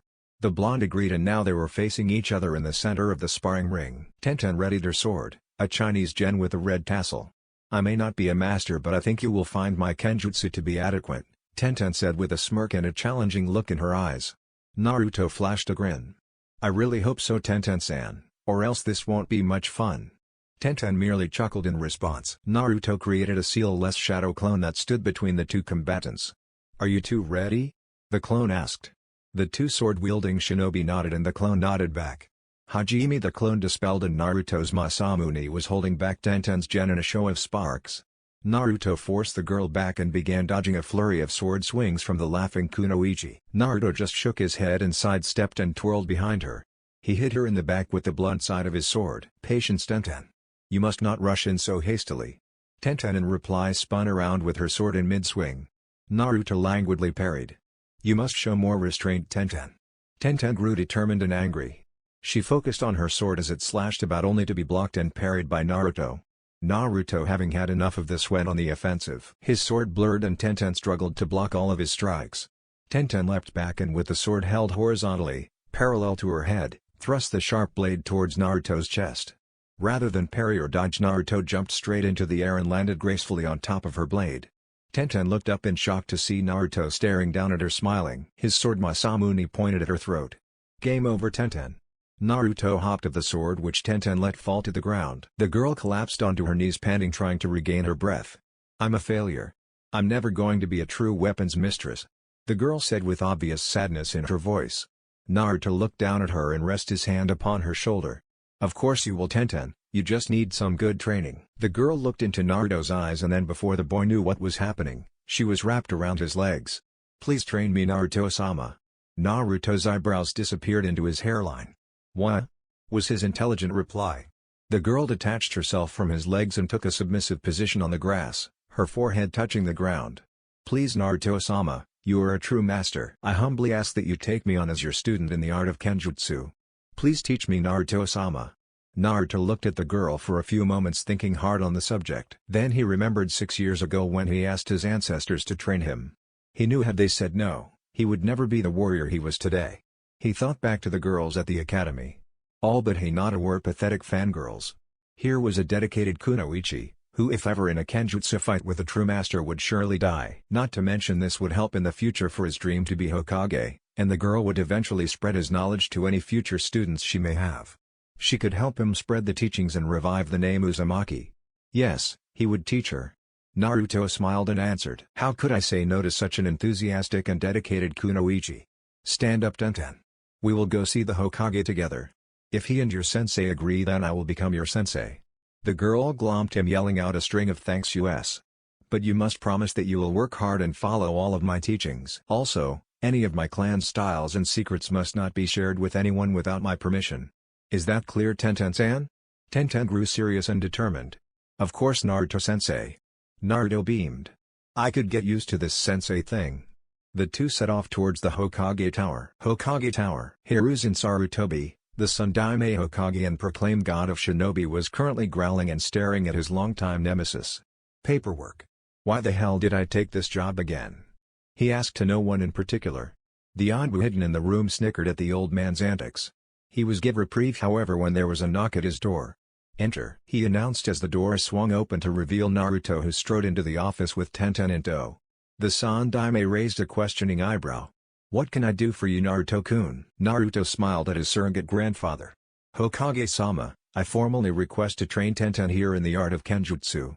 The San Daime looked at him a little surprised. Naruto, that's great, but with your current rank I'm not sure that's allowed. You could become her sensei and teach her in your off time, but you must be at least special jonin to take formal shinobi students. Naruto nodded, but then with a playful smile walked toward the Hokage. He bent down and whispered something into the old man's ear. Suddenly, with agility not commonly seen in a man of his age, the Hokage leapt the desk and grabbed his surrogate grandson by the shoulders. He shook him harshly, making Naruto look like a bobblehead doll. Tell me, damn you. Tell me the secret. If that wasn't bad enough, the old man dropped to his knees with hands in a praying pose. Please teach me, Naruto-sama. The Anbu burst out laughing and Naruto popped a vein in his forehead. Get a hold of yourself, Gigi, Naruto yelled. This seemed to do the trick as Hiruzen stood up, dusted of his robes and sat back in his seat. He coughed once before righting himself. Anbu, get me Might Guy. A few minutes after the Anbu left, Guy entered the room. You wanted to see me, Hokage-sama? Guy adopted a questioning look as he saw Tenten and Naruto standing in the room. Guy-san, Naruto here has something he would like to ask you. Guy looked even more curious as he turned to Naruto. Guy-san, I ask your permission to become Tenten-san's Kenjutsu instructor. She is a dedicated kunoichi, as you are aware, and with my extra training in conjunction with yours, I think she will become one of the best. Guy looked upon the two and then started crying big anime tears. He wrapped the two Shin'an in a bone-crushing bear hug. Yosh, this is what youth is all about. How can I say no to my young student wishing to train even harder? Guy let the two free, much to their relief, before continuing. Naruto-kun, you have my permission. I've seen your skills and I know that you will be a great teacher to young Tenten-chan. May your youth burn with the intensity of 1,000 suns. Naruto sweat dropped. I will, Guy-san. I appreciate your support. Tenten bowed her head to her longtime sensei. Thank you so much, Guy-sensei. I promise to work very hard to accomplish my dream of being Konoha's #1 weapons mistress. Guy and Naruto decided to work out a training schedule after Naruto got his own schedule from Kakashi, assuming Naruto passed the test that would take place tomorrow. Tenten and Naruto both filled out a form that stated that Naruto was her advanced Kenjutsu instructor, which Guy signed as well, being her Jonin sensei. After Guy left and the paperwork was filled out, Hiruzen turned to Naruto, anticipation rolling up in waves. So Naruto, I fulfilled my end of the bargain, so now tell me. What is the secret? He asked, leaning forward on his desk. 2 words, Gigi, shadow clones. The Hokage's eyes widened the size of dinner plates before he opened his desk and pulled out a box and key. He opened the box labeled "Only Open" after discovering the secret to beating paperwork. Inside was a piece of paper with a red target with an arrow pointing to it, reading "Hit Head Here." In the corner was a Chibi Minato doing the victory sign. Upon seeing it, Naruto laughed his ass off along with the Anbu. Hiruzen placed it on his desk and proceeded to bash his head against it. So what was the deal? Tenten asked, confused, as they left the Hokage building. Naruto looked at her and smiled. I made a deal that if he let me take on students whenever I want, I would tell him the secret to finishing his paperwork. Back in the Hokage's office, 3 of Hiruzen's shadow clones were filling out paperwork while the Sandaime himself was sitting back smoking his pipe while reading a particular orange book. Okigome, you naughty little minx you, he giggled perversely with a blush spread across his face. Chapter 8, Team 7, Snakes and Seals. Naruto was heading toward Training Ground 3. He had woken up early, showered, changed, and ate a healthy breakfast. He had 3 bento boxes sealed in his body and was whistling a happy tune. It was almost 5 in the morning, and when he arrived at the field he found he was the first one there. Field 3 was a lovely place. It was spacious, with plenty of surrounding forest and a wide open field behind it. In the center were 3 training posts, and directly in front of those was the memorial stone dedicated to all of the fallen Konoha shinobi. His parents' names were among the countless thousands carved into the polished slab of granite. Naruto sat behind one of the posts and entered into a state of meditation. Naruto's mindscape. Drip, drip, drip. Dank water fell from the pipes that ran along the walls of the sewer that was his mindscape. When he thought about it, it seemed less a sewer and more an old boiler room. He waded through the shin-high waters toward what would inevitably lead to the central chamber. All paths led to this chamber no matter what turns and hallways you took. Finally, after a few moments, he came to the large gates of the Shiki-Fuujin seal. He could hear deep guttural growls coming from behind the gate, and could feel the key, killing intent, full of a great malevolence, focused right on him. He showed no hesitation and no fear as got closer and closer to the massive gate. In truth, Naruto had come here often since his time in Uzu. Nearly every day he came in at least once to chat with his tenant. It always ended the same though. The great fox would curse and berate the boy until he gave up. "Hey Kurama," Naruto said as he stared into the black void. He received his reply in the form of the Kyuubi bashing into the cage and trying to reach Naruto with his massive claws. "Rah! Brat, I told you not to call me that. You have not earned the right to use my name. What the hell do you even want, you sniveling little ingrate?" Naruto didn't flinch, or show any sign of weakness or offense. "I'm sorry, almighty lord of the Baijiu," he said with sarcasm dripping off his tongue. "Your name is Kurama, and I'm not going to stroke your already massive ego by addressing you with such titles. If you want, I can go back to calling you Fluffy-chan." "Huh? Would my Whittlefluffy-chans like that?" he said in a baby talk voice with a massive smirk plastered on his face. "When I get out of here, Kit, I will floss with your entrails. Why do you insist on bothering me? Your parents already doomed me to this hell, why do you insist on making it worse with your annoying presence?" Naruto pondered this question for a while. Then with full seriousness he stared into the massive red eyes of the nine-tailed fox. "'Cause I know what it's like to be all alone," Naruto said with no humor or sarcasm in his voice. The fox looked a little surprised but quickly shook it off with a snort. "Look Kurama, I know what it's like to hate. To be angry and want to watch the world burn, but I found family. I found friends and people I care about deeply enough to forget my hatred. The only person you've got for the foreseeable future is me. Like it or not, we're stuck together. I want us to get along. I want us to help each other, and one day I would like us to be friends, comrades even. I am going to find the bastard that is responsible for the night of my birth turning into such a clusterfuck. When I find him, I am going to make him pay for all of the suffering he caused, not just to me and my village, but to you when he put you under that genjutsu. My father couldn't defeat him, so chances are I will need your help. I want us to be able to talk and work together. I know that if the two of us teamed up instead of pretending the other doesn't exist, we could accomplish amazing things. Maybe then, if you prove to me that you're not the evil son of a bitch you pretend to be, I will find a way to give you your freedom." The Kyuubi had the decency to look shocked after that little speech. He kept replaying it over and over in his head, while trying to find any ounce of deceit. The problem was he found none. This kid was completely heartfelt and serious. Is he the one father spoke of? "Well Kurama, just think on what I said for a while.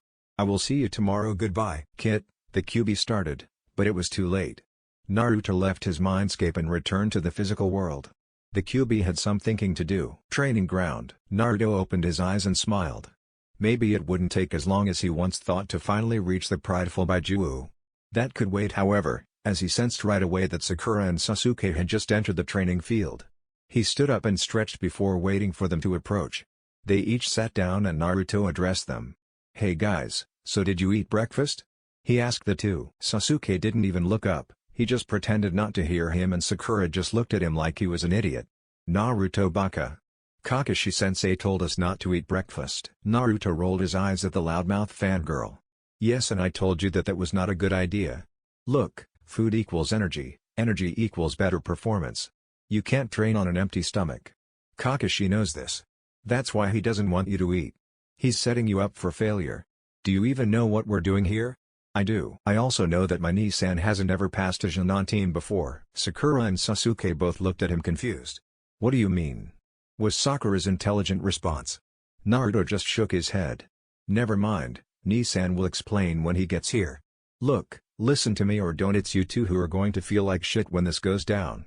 Here. Naruto unsealed 2 of the bentos filled with breakfast. He handed one to Sakura and one to Sasuke, before walking toward the memorial stone to find his parents' names. Sasuke examined the food before his stomach growled, as did Sakura's. Sakura blushed and Sasuke just shrugged before digging in, followed by Sakura who loved to copy him. About 20 minutes later Naruto walked back into the center of the field. He unsealed Zangetsu and Masamune and summoned 50 clones all armed to the teeth with various weapons. He held Masamune in his standard reverse grip and hefted Zangetsu onto his shoulder.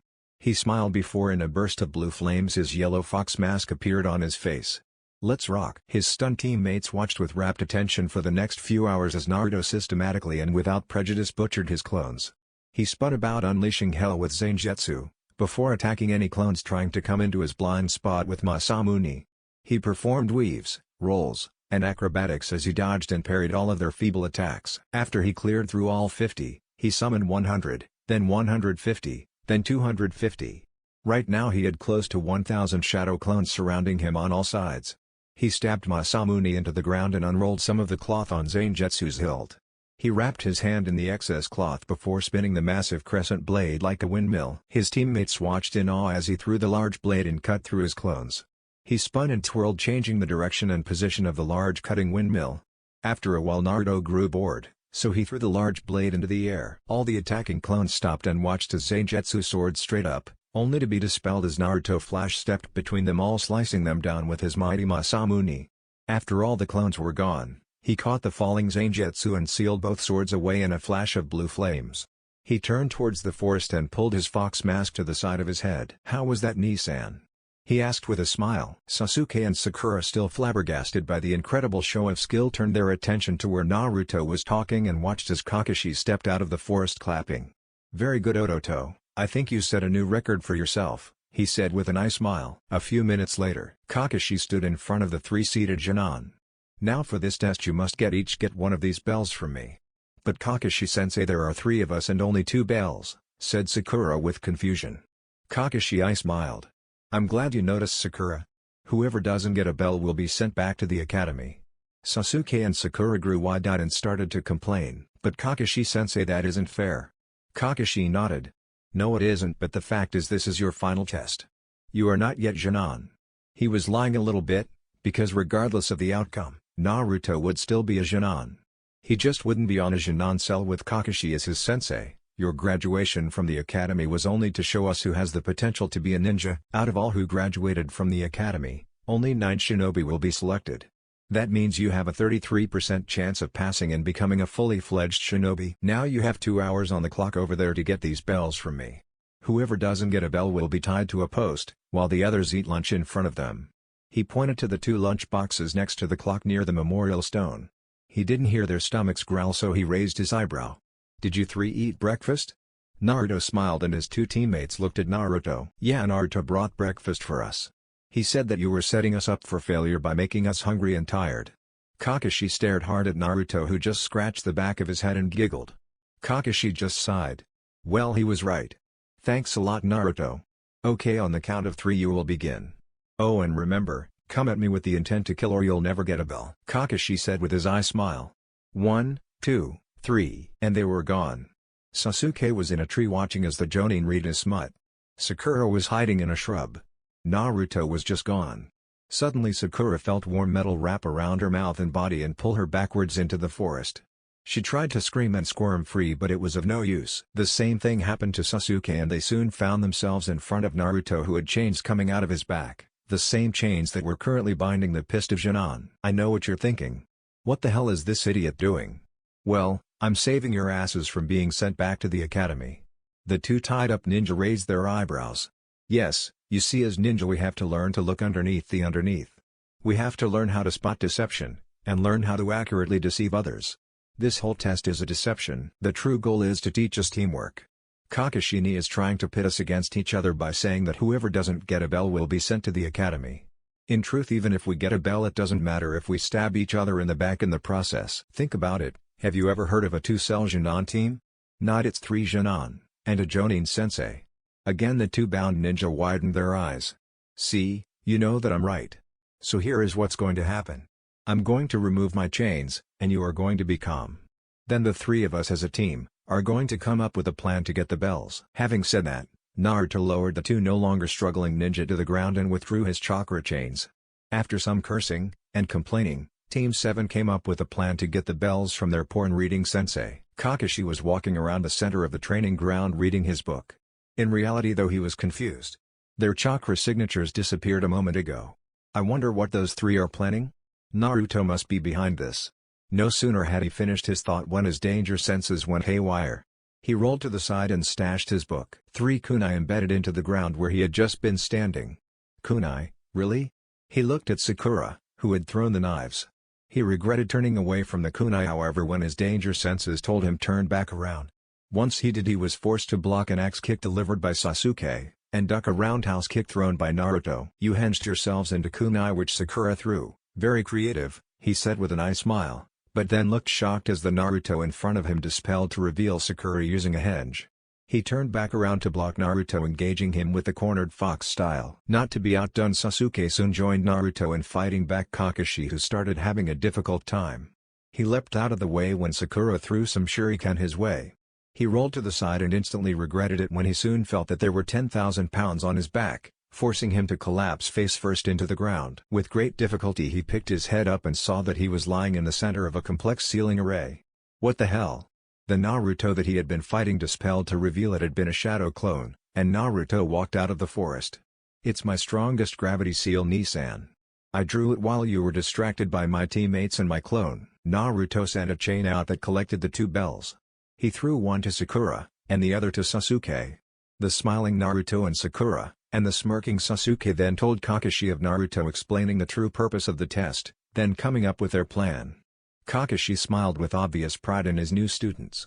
Naruto deactivated the seal and Kakashi dusted himself off. After passing the 3 Genin, Kakashi gave them each a list of dates and times to meet for team-building exercises and meetings, and told them he would meet them at the Shinobi Mission offices in the morning to receive their first D-rank mission. Before leaving them he left them with some final words. While those who break the rules of the ninja world are trash, those who abandon their comrades are worse than trash. Hokage office. After leaving the training ground Naruto went to see his Gigi to ask a favor. He was standing in front of the smiling Hokage, who after using shadow clones to complete his paperwork felt like he was 20 years younger. So what can I do for you Naruto-kun?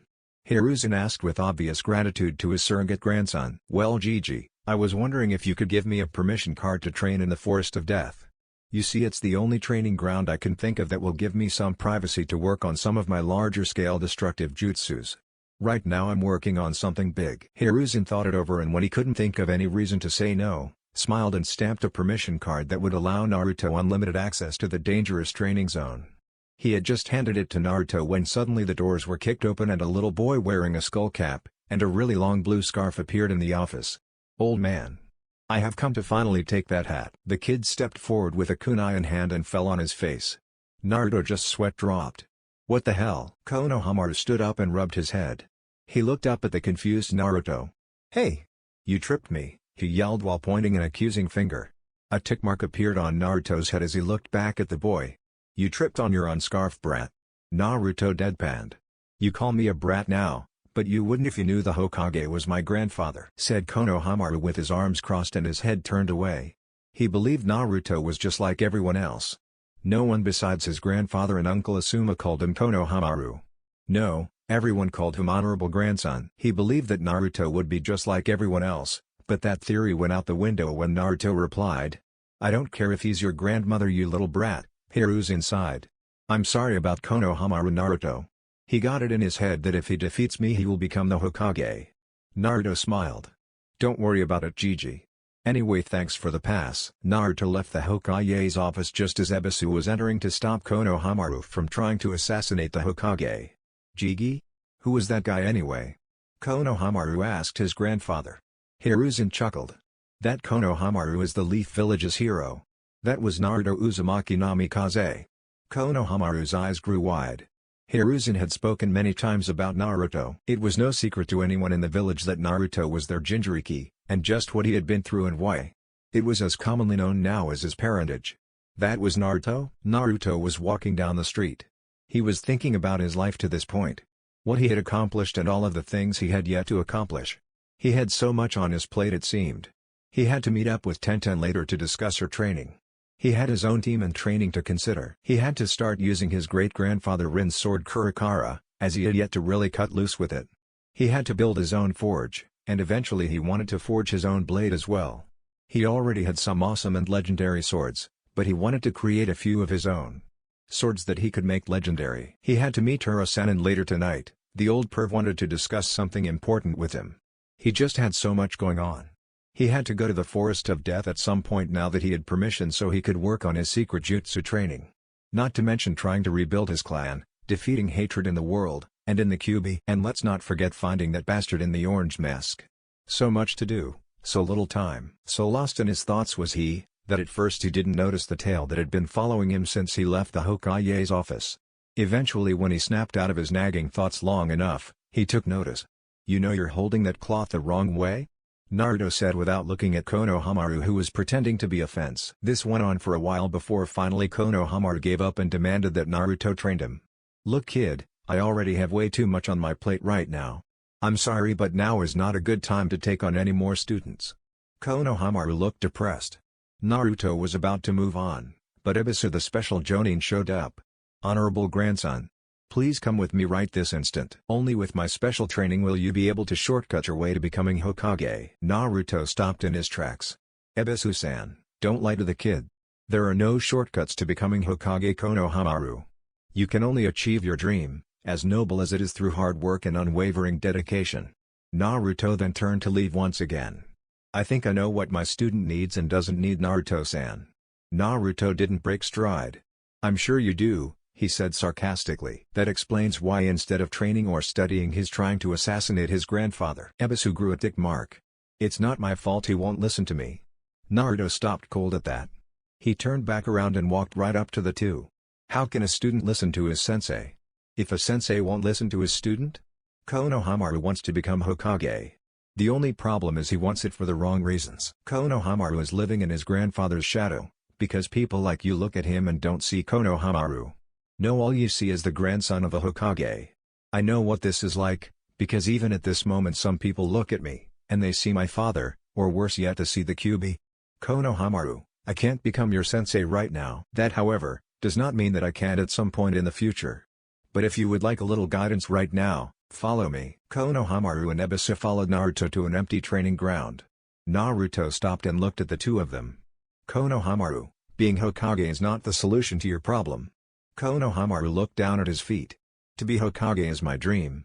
I want to be Hokage because I love and cherish this village. I want to do my best to protect every single person, civilian and ninja, that lives in it. To be Hokage means a great deal more than petty recognition. It means that you must make the hardest decisions. Decisions that will directly affect every soul within Konoha. Sometimes these decisions will even affect the entire shinobi nations. You will be forced to decide punishments, promotions, and most importantly mission assignments.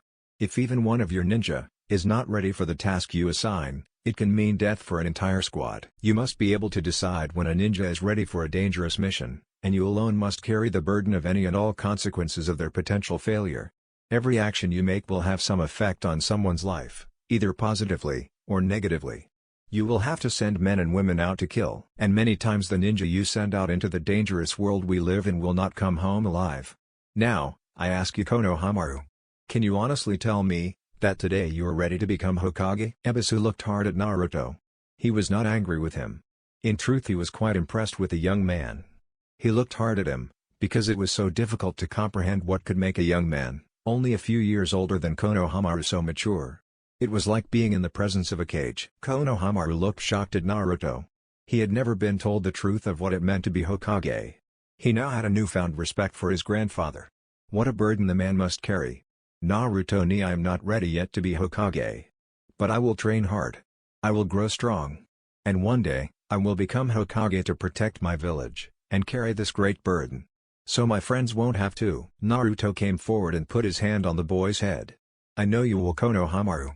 I have no doubt that you will accomplish your dream. But you're gonna have to beat me to become Hokage, he said with a smile. In reply, Konohamaru smiled as well before pointing at his new big brother. Okay Naruto-ni. From now on we're rivals. Naruto laughed heartily. You got a deal, Oroto. After leaving the newly enthused Konohamaru, who left with Ebisu for some real training, Naruto sought out Tenten at her team's training grounds. Naruto-sama. Naruto smiled at the enthusiastic girl. I told you Tenten, you don't need to call me that. It's just Naruto, or if you must, Naruto-sensei. Tenten blushed and giggled. Sorry Naruto-sensei. Naruto waved it off and looked at her two teammates who upon seeing him came over. Yosh. You must be Naruto-kun. Tenten has been talking about you all day. Tenten looked completely embarrassed. Lee. I have not shut up. Ah, so you must be Namikaze-sama, said a Hyuga with long brown hair.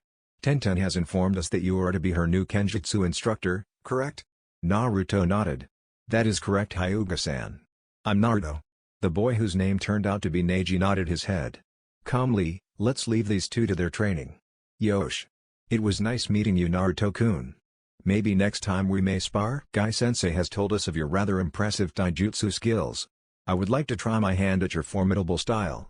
Naruto smiled and nodded. That sounds like a lot of fun Lee-san. Maybe next time. Lee smiled and nodded before striking the nice guy pose and following after Neji. Sorry about those two, Tenten said in embarrassment. Naruto dismissed it. Don't worry about it, they seem interesting. Maybe I can get to know them at some point. Anyway I got some free time now if you would like to begin your training? Tenten nodded enthusiastically. That sounds great Naruto-sensei. Naruto nodded and the two walked into the center of the training field.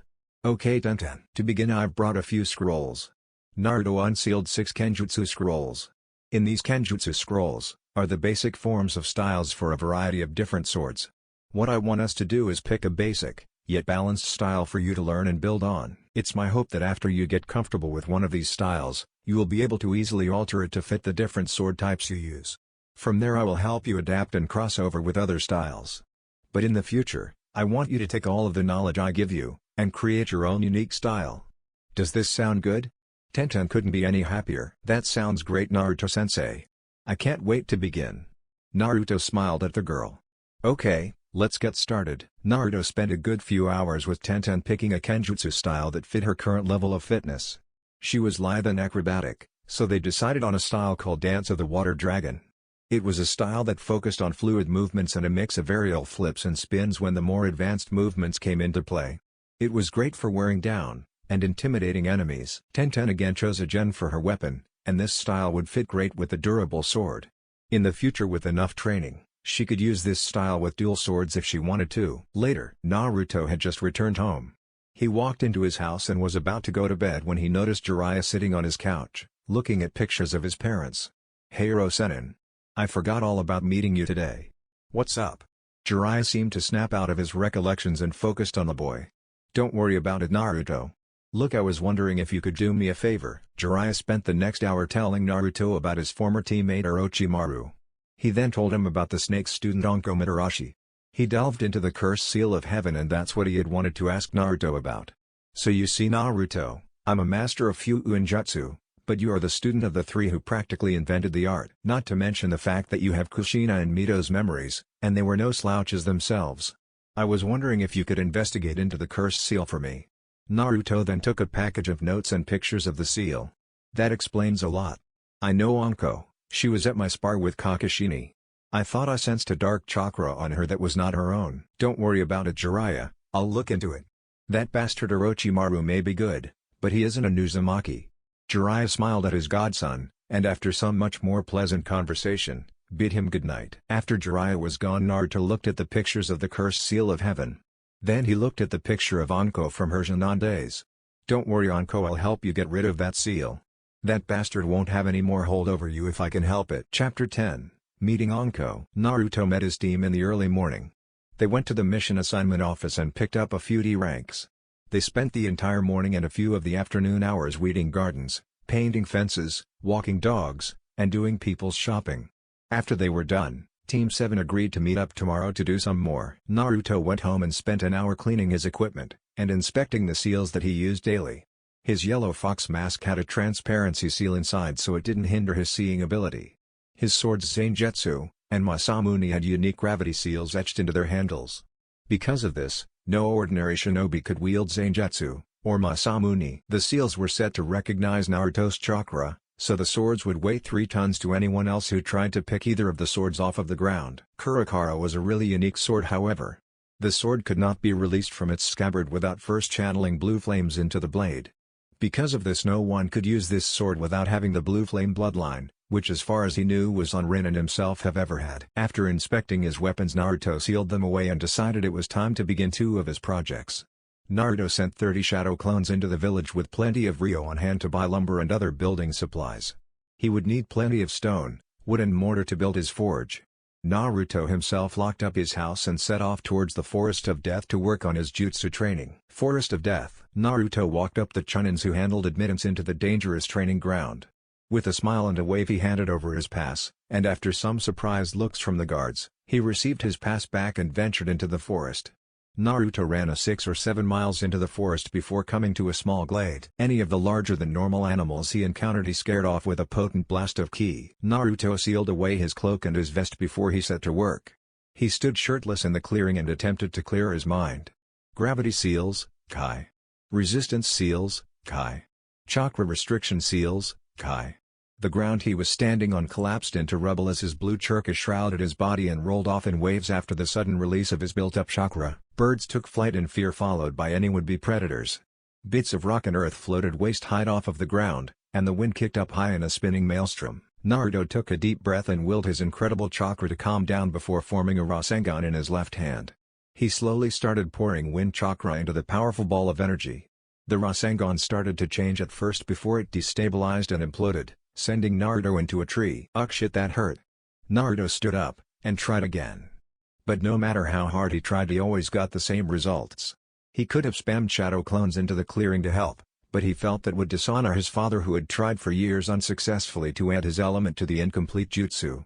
No, Naruto would do this the hard way. Midway through his failed experiments, Naruto decided to take a break from the Rasengan experiment. He summoned 75 clones and gave each their marching orders. 25 would work on his chakra control, 25 would work on his kenjutsu, and 25 would work on learning his father's taijutsu style, the hummingbird style. He loved his cornered fox style, but he wanted to broaden his abilities.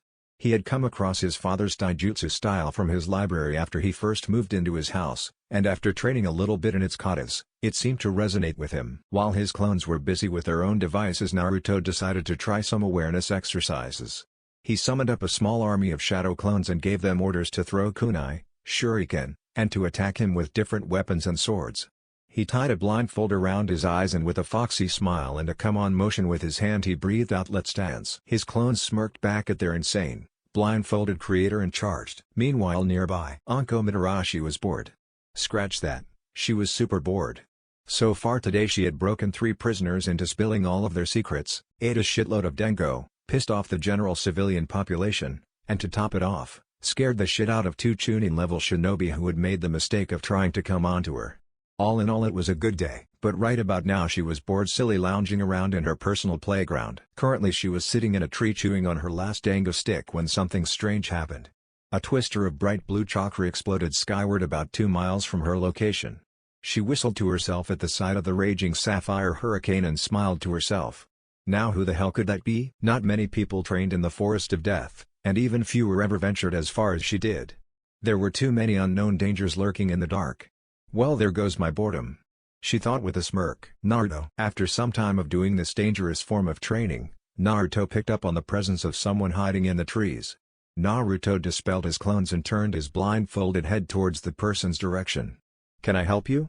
he asked. Anko Mitarashi licked her lips and leapt down from her perch. She had been watching the blonde shinobi for the past 45 minutes or so, and she had to admit she was impressed. She rushed to the clearing to investigate, and what did she find?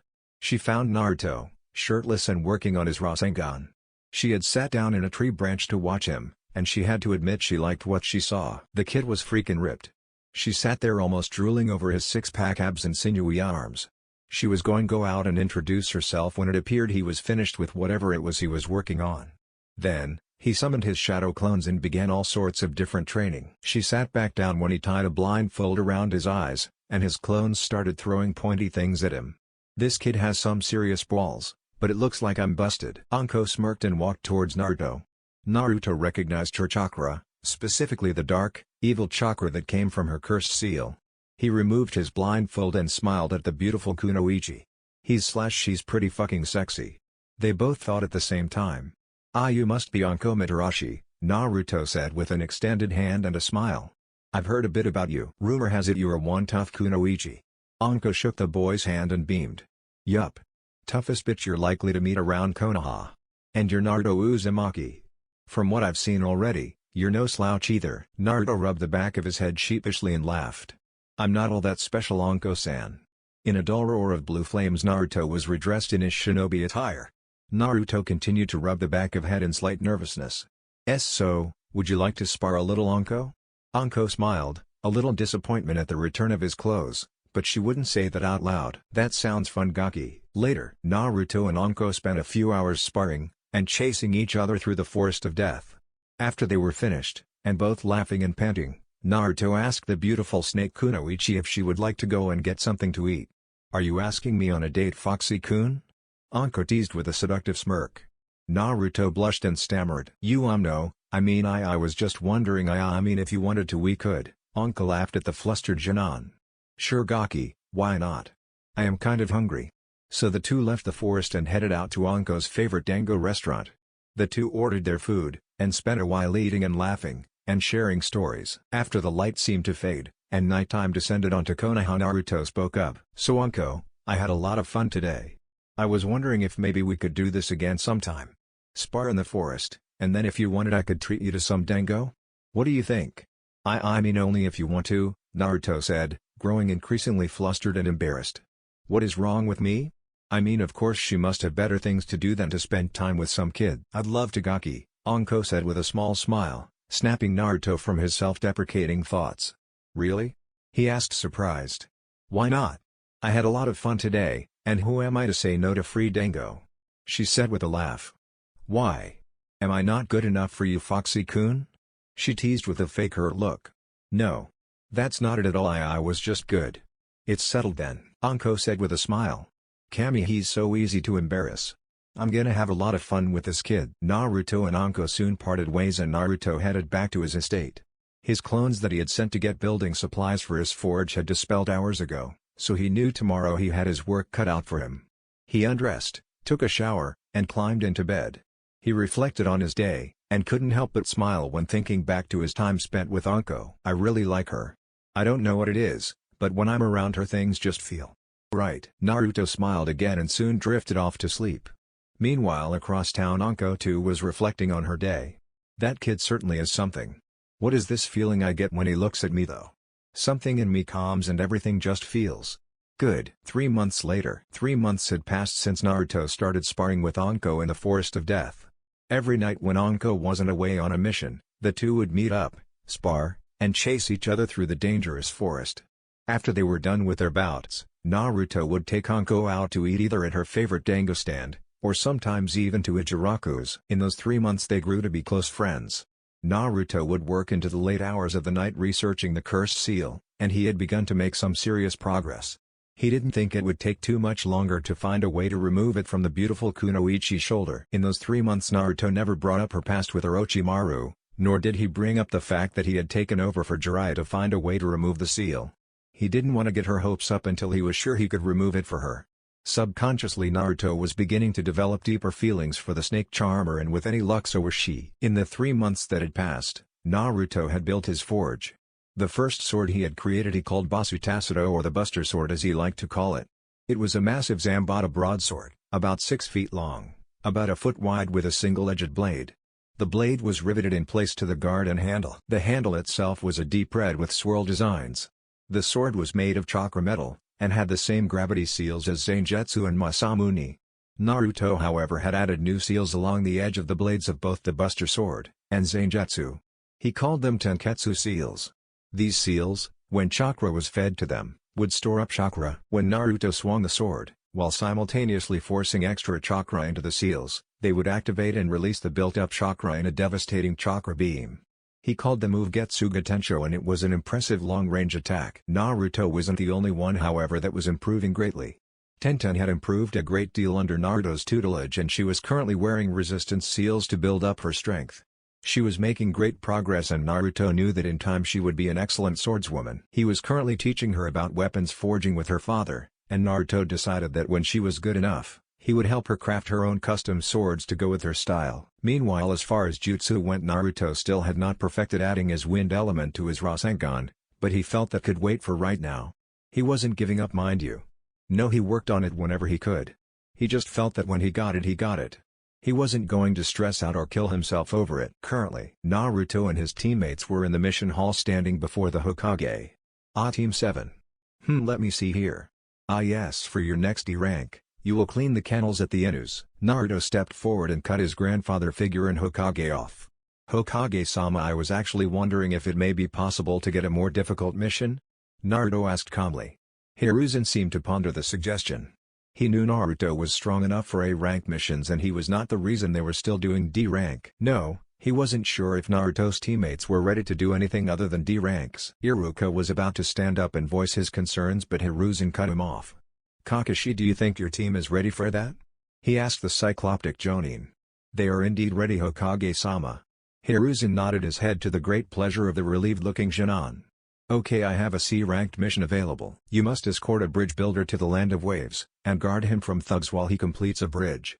Send in Tazuna-san. The door opened and a spectacled drunken old man, with a jug of sake in his grip, walked into the room. He looked at the Jonin and their sensei. What the hell? I paid for ninja and you give me a couple of kids?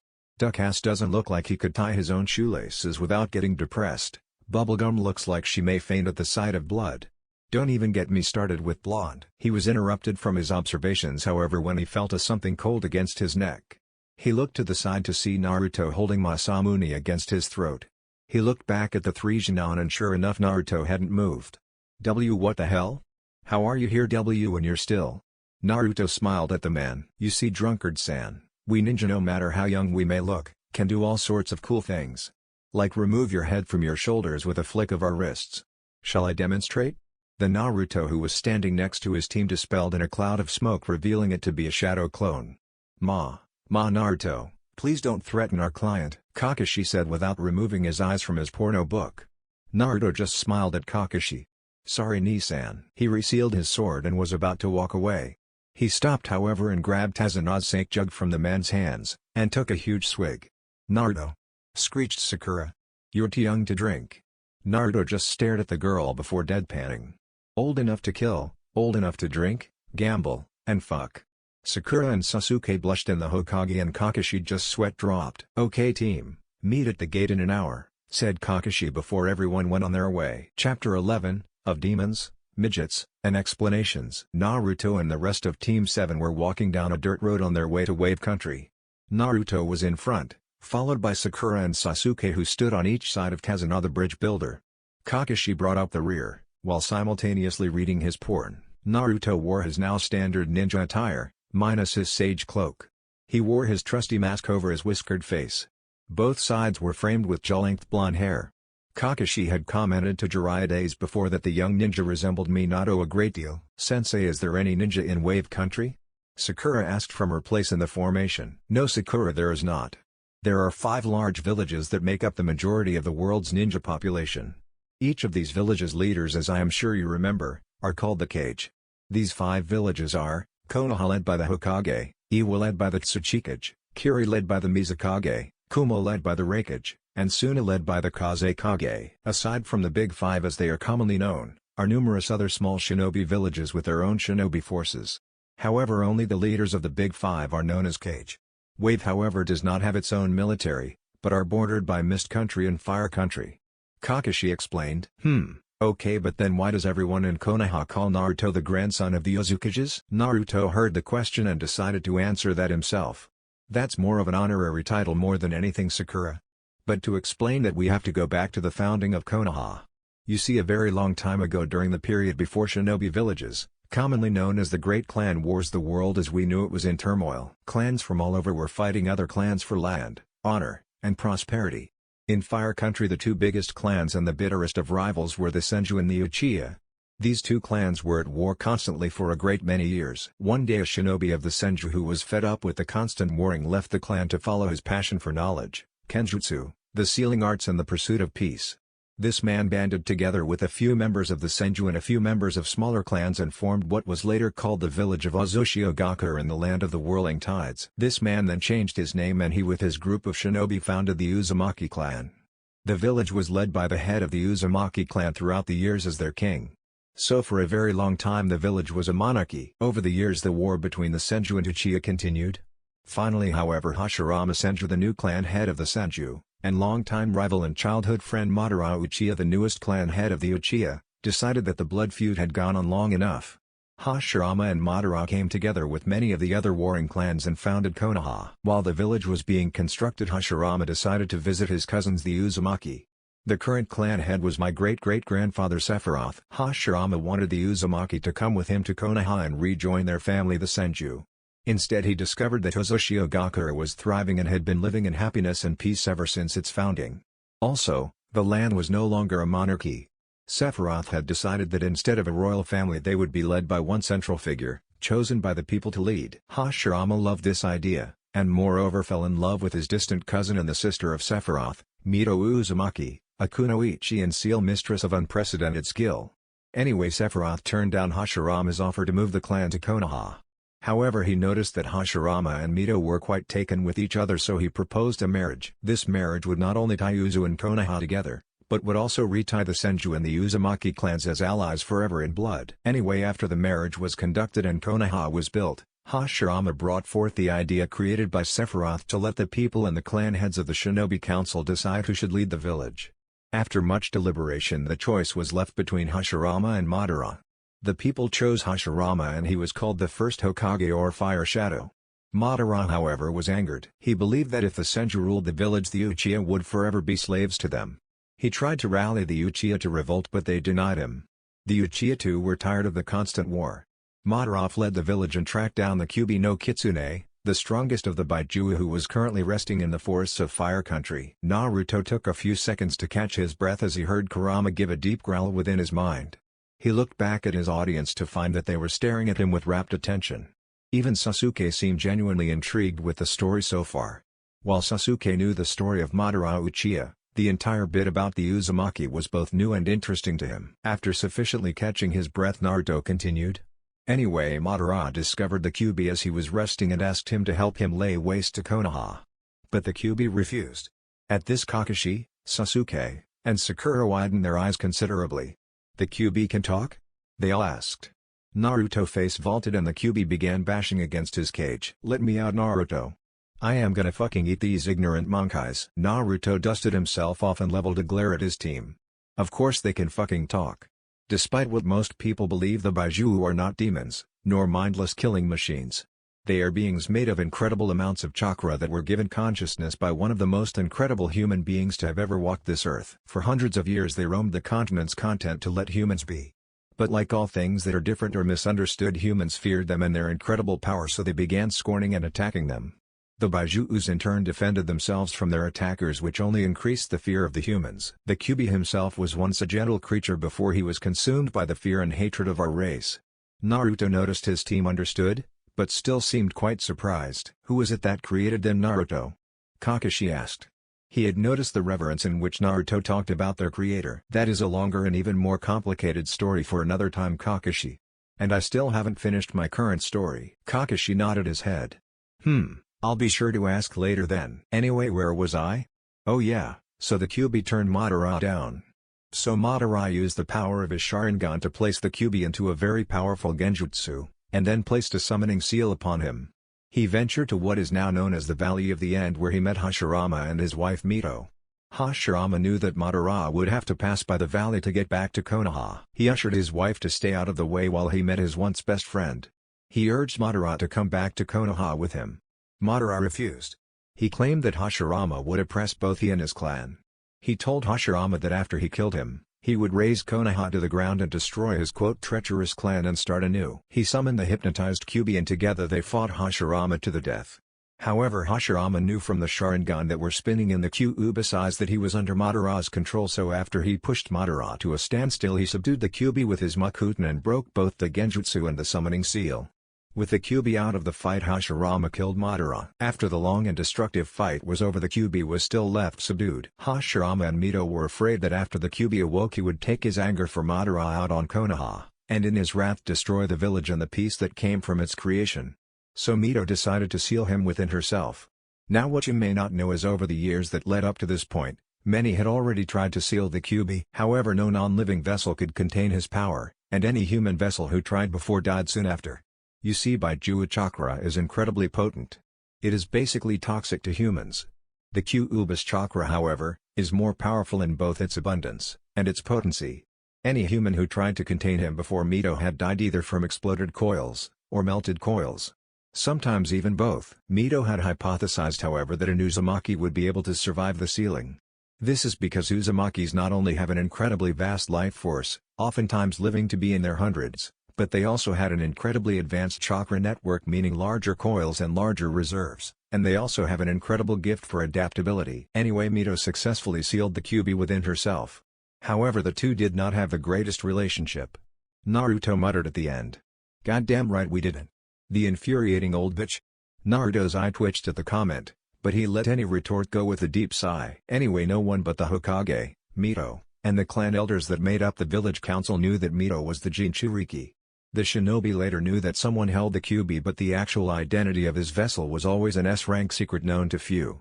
That was true with my mother, and would have been true with me, but Gigi, like my father, wanted me to be seen as a hero, so he made it public. He, however, underestimated the level of hatred and ignorance humans have toward things they do not understand. But I digress. Kakashi visibly winced, and even Sasuke and Sakura looked sympathetic. Tazuna was too, but he didn't have a clue what Naruto had been through in life. So not too long after Madara's defeat, word spread of Konoha and its Hokage. 4 other villages formed, and together with Konoha they made up the Big Five. The villages adopted the notion that the leader should be chosen by the council and the people of the village, and they decided that together these leaders would be called the Kage, just like Hashirama. That is the birth of the 5 Kage. My grandfathers, the leaders of Uzu, were then given the honorary title of Uzukage, not only because Sephiroth created the idea for the election system that they all used, but because they recognized the power of Uzu and its people. Uzushiogakure did not have nearly the population of any of the major villages, but they made up for quantity with quality. Also, they were both revered and feared for their knowledge and use of the arcane art of seals, and their mastery of kenjutsu. The team and bridge builder nodded in understanding. But what happened to them? In the academy they talked about the Uzumaki as allies of Konoha, but we didn't go too deep into how they were destroyed or why.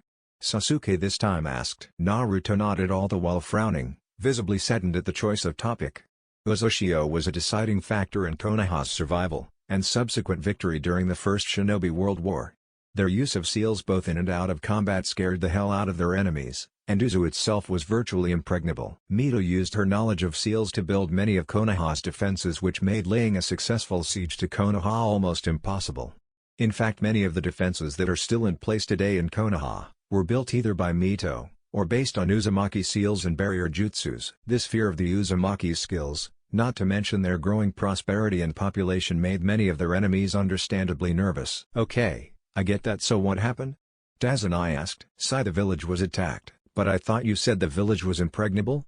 Sakura asked. It would have been.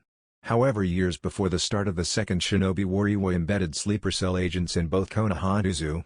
The Tsuchikage knew that both Konoha and Uzu's defenses needed to fall before attacks on the villages could be successful. So these agents, who were young teens, even children when they were sent to become shinobi of our villages, were ordered to get positions in the barrier unit, T&I unit, and even Anbu Black Ops. One night towards the end of the war, sometime after the Nidaime Hokage died, and Sedame Gigi was appointed Hokage, the defenses of Uzu fell and all hell broke loose.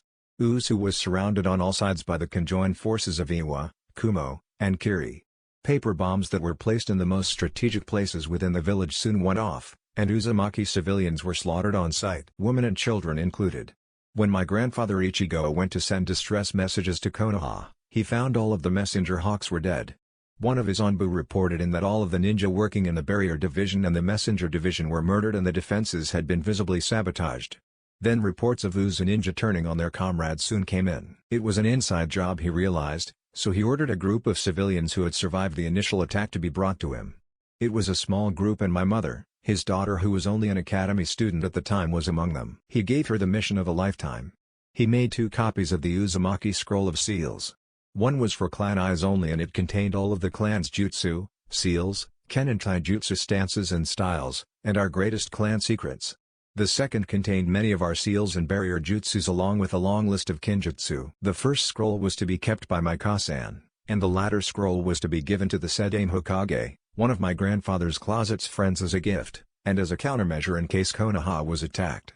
Before he kissed my mother goodbye he gave her a note for Hokage Gigi explaining the situation, and the likelihood of double agents within Konoha. He rallied all of his surviving ninja and attempted to fight back the invaders of his home. By dawn of the next day Uzu was destroyed and all of the shinobi and civilians who were inside the village at the time were dead. Some Uzumaki were taken prisoner by Kumo, but what our enemies didn't realize was an Uzumaki would rather die than become a slave or breeding stock, so committed via suicide seals on their person. Why did they take prisoners? I thought you said they were to be killed on sight. Atiri Sakura asked. To contain the Baiju. The Raikage had somehow discovered that Mito was the Jinchuriki of the Kyubi, and that only an Uzumaki could contain him. Kumo was and still is in possession of the Nibi, and the Hichibi, the latter of which they had always had trouble containing. He realized that if an Uzumaki could safely contain the Kyubi, then they could also contain the slightly weaker, but still incredibly powerful Hachibi. The plan was to contain the Hichibi, and Matatabi in an Uzumaki, then forcefully use them to attack Konoha, kill Mito and reseal the Kyubi, giving them 3 Baiju, 2 of them being the 2 strongest of the Baijuo. However, no one knew that my grandfather had my mother and the other refugees spirited out of Uzu with the information of the double agents within Konoha. After Hokage Gigi got the letter, he searched through all of our shinobi and weeded out the spies. They were all interrogated and executed. Come the planned day of the invasion of Konoha, the combined armies of Kumo, Kiri, and Iwa found that Konoha's defense system quite operational. Star Wars P. Led by a very pissed-off Hokage Gigi and an older yet, even more pissed-off Mito Uzumaki. Konoha decimated their forces and the invasion failed. The war ended soon after and Iwa, Kumo, and Kiri lost. However, they had succeeded in the near extinction of my clan. My grandfather had the last laugh however because he sealed the clan's library, treasury, and armory before he met them on the battlefield. And even more importantly a few Uzumaki survived, his daughter among them. They may have destroyed Uzu, but the Uzumaki still live on. This is the reason why our Jonin wear a red version of my clan's emblem on their uniforms. It's to be a constant reminder of the sacrifice my clan made, and the dedication Uzu had to its sister village Konoha. Naruto finished his story as a single tear fell from behind his fox mask. Any questions? He asked to the solemn group following behind him. They didn't ask many questions, and the journey continued with more pleasant conversation taking place. However, Sasuke contemplated heavily on everything Naruto had told them. We are much more similar than I thought too. No. Naruto. Hours later. Naruto. About the Kyubi? Sakura started. What is it, Sakura? Naruto asked, his curiosity piqued. What's your relationship like? Everyone else was interested as well. Naruto, while walking, couldn't help but reflect on the changes with relationship with Kurama had underwent the previous night. Flashback. He was standing in front of the cage that housed Kurama in the center chamber of his psyche. He had not visited his tenant in quite a while. He thought that after their last discussion, that the powerful Baiju needed some time to ponder his words. It's been a little while since my last visit, Kurama. There was no reply, and to anyone else it would seem that Naruto was talking to a black void. I stand by what I said before. I want us to work together. Have you given any thought to my proposal? Suddenly the darkness of the cage cleared a bit and the massive fox revealed himself. Ningen, you are certainly an interesting one. But you look here. I am not your friend. I will work with you because it suits my needs, and may be beneficial to me in the future. However, the first moment you show any sign of weakness, or make me look bad as my Jinchuriki, I will cease this arrangement. Is that clear? Naruto nodded his consent. Kurama then continued, for this alliance to work however, you must do a few things for me. First and foremost, you must kill that bastard in the orange mask. Secondly, you must change this dump you call a mindscape. It is your domain, so you have total power here. Lastly, you must give me access to your senses. I cannot help you if I don't know what is going on in the outside world. Are my terms agreeable? Naruto smiled a small but true smile at the great fox. Yes, yes they are. Naruto concentrated, and soon the walls of his mindscape started to crack. The water drained and the floors began to crack as well. Suddenly the room expanded and the walls exploded. There was blinding flash of white light that both occupants had to close their eyes for. Cautiously the QB opened his eyes and was shocked to see what had once been a dark, dank sewer was now an expansive plain with rolling hills. Lush green grass surrounded him below, and above was a dark blue sky, filled with drifting clouds. The massive field was surrounded on all sides by forest, and he could hear birds chirping somewhere. He looked into the sky and was surprised to see two moons, one full and the other crescent. His cage grew and grew, and finally it was less a cage, and more a massive dog kennel. It was big enough that he had plenty of room to move about in it. Kurama looked at the smiling Naruto and then closed his eyes and laid his head on his massive paws.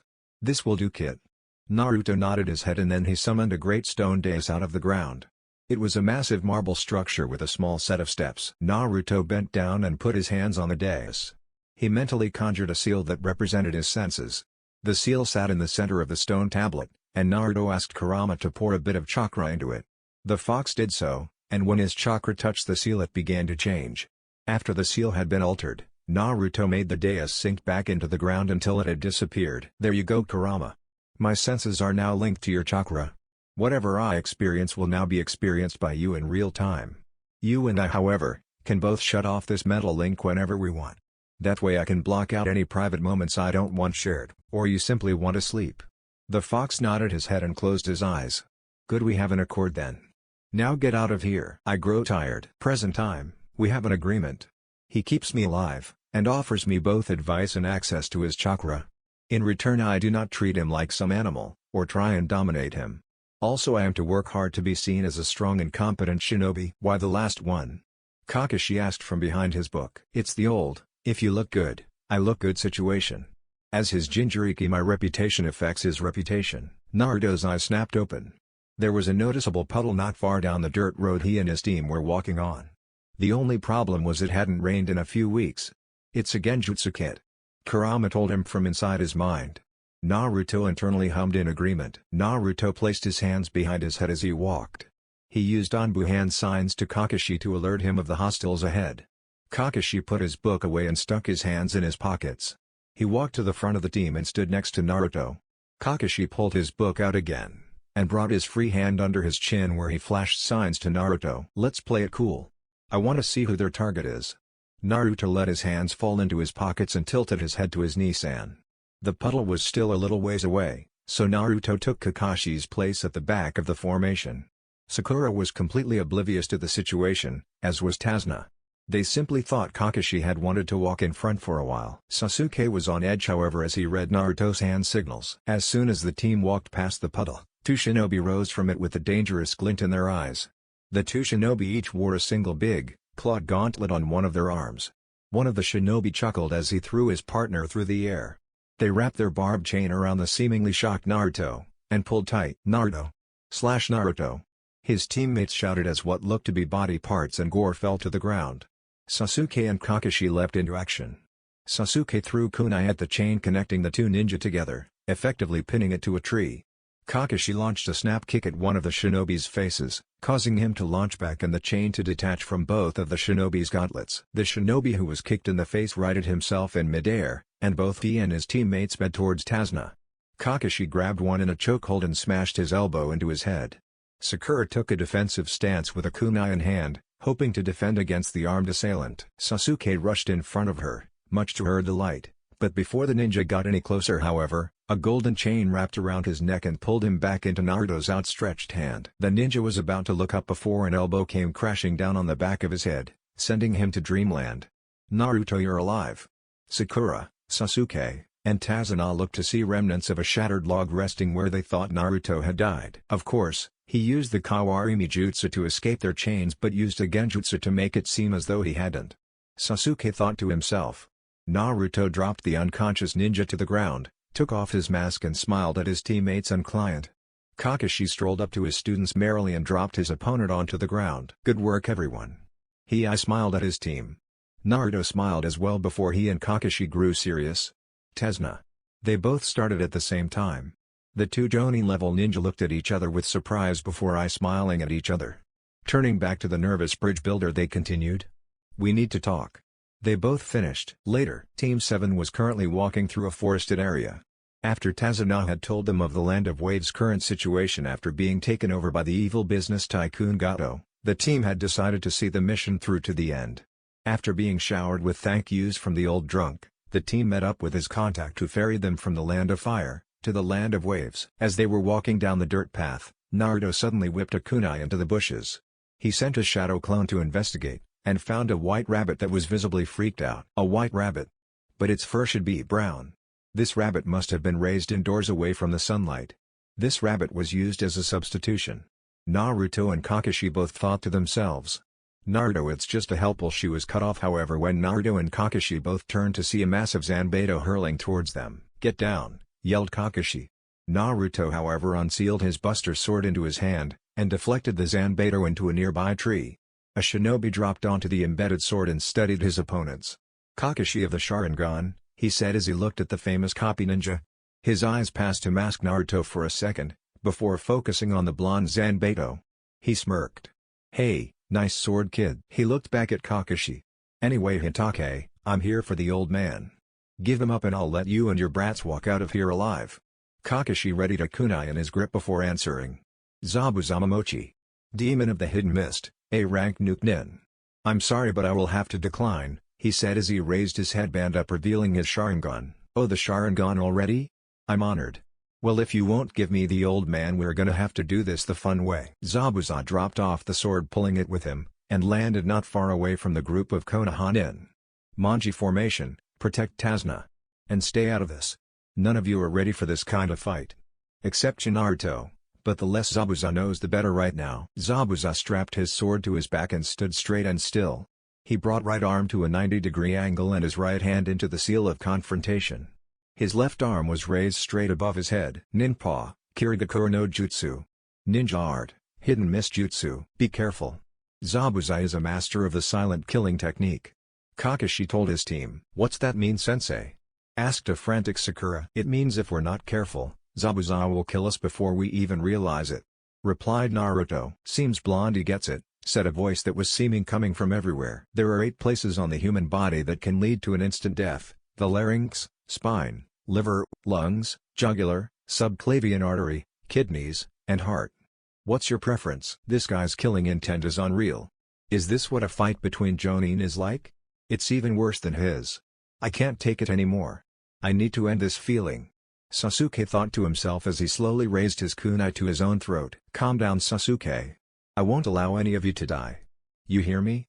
I will not allow my comrades to die," whispered Naruto. Sasuke quickly calmed down, before a chilling voice whispered from behind them, "Too late." Naruto didn't hesitate, with incredible speed destroyed Zabuza's water clone with a well-placed kunai thrust. Another Zabuza appeared a while away only to be destroyed by Kakashi. Kakashi was then stabbed by Zabuza only to disperse into water as well. "You're good, Hitake. To be able to copy me even in this mist is impressive. You truly are worthy of your moniker as the copycat nin."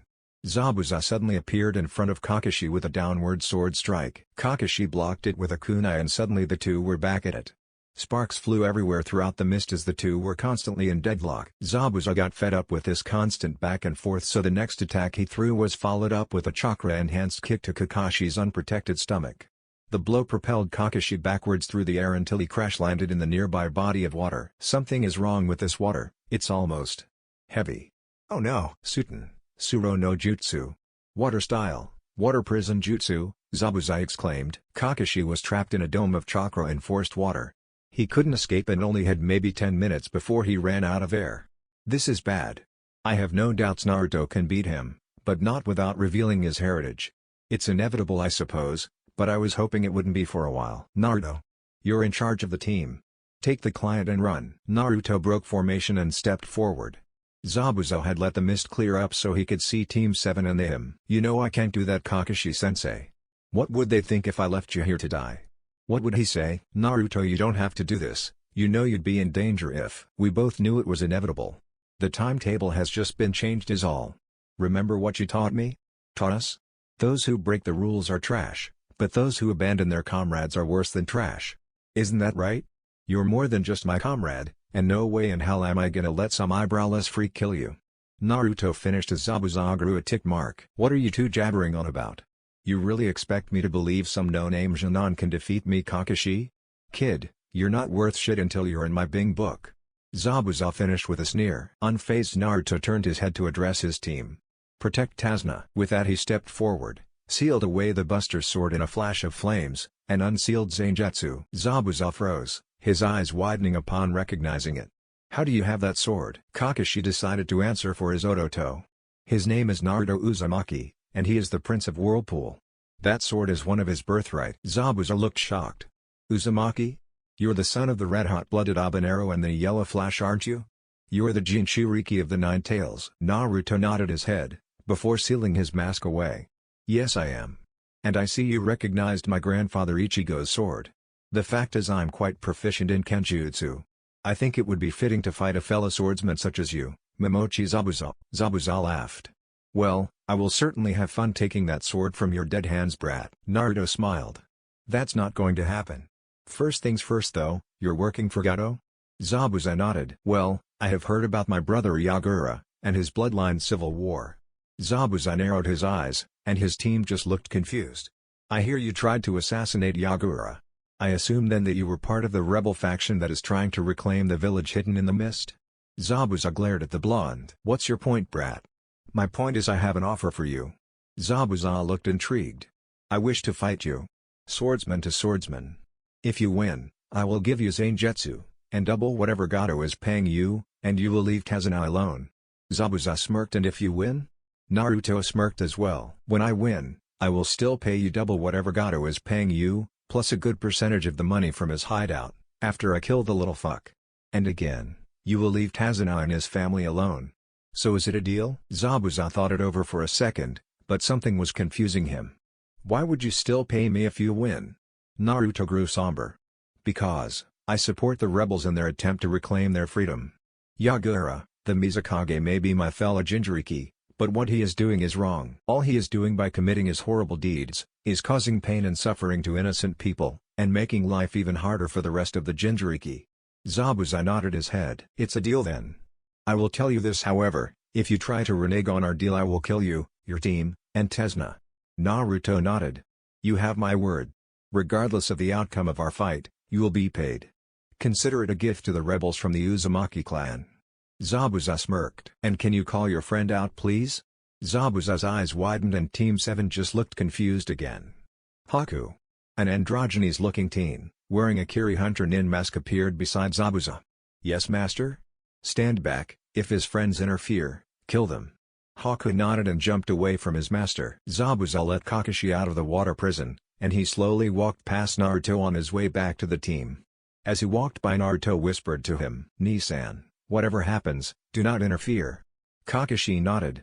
He trusted his Odoto, and he knew he could handle himself. Whenever you're ready, brat, Zabuza said with a feral grin. Naruto smiled back. What sword should I use? Zabuza looked confused until Naruto summoned Masamune, Kurikara, and his Buster Sword, and stabbed them each into the ground. Zabuza's eyes widened to extreme proportions. That's yes, said Naruto. Masamune and Kurikara. I possess the 3 legendary swords of the Uzukages. My grandfather, great-grandfather, and great-great-grandfather's swords. Even Naruto's teammates looked surprised and confused. Kakashi-sensei? I don't get it. What's the big deal? They're just swords, said Sakura. Kakashi smiled at the ignorant girl. You stupid little brat. These swords are legendary. Each one was forged and wielded by an Uzukage. Your teammates' grandfathers were the 3 greatest swordsmen to ever live. Each of those swords alone are priceless. But with all 3 their total amount is insane. If the kid ever sold those swords he would be the richest man in the entire shinobi nations. Screamed Zabuza at the young kunoichi. Tazuna, Sakura, and Sasuke looked completely shocked. However, I don't recognize that other sword, added Zabuza. Naruto smiled, and picked it up before answering. This Zabuza is Basu Tasuto, the Buster Sword. I forged it myself. Going along with tradition, this is my sword. The sword of the Prince of Uzu, I guess you could call it. Again Team 7 looked surprised. He made that Kakashi-sensei? Kakashi nodded. Yes, Sakura. The fact is, there is a lot that none of you know about my Odoto. Zabuza was grinning like a madman. Naruto resealed all of his swords with the exception of his Buster Sword. He picked it up as if it was the lightest thing in the world and got into his stance. His yellow fox mask reappeared on his face in a blaze of blue flames. Zabuza at once let out all of his chakra and killing intent into the air. His body was shrouded with chakra that formed a giant Oni mask behind him. Sakura, Tazuna, and Sasuke started to shake and shiver at the horrifying display of power. Gravity seals, Kai. Resistance seals, Kai. Chakra restriction seals, Kai.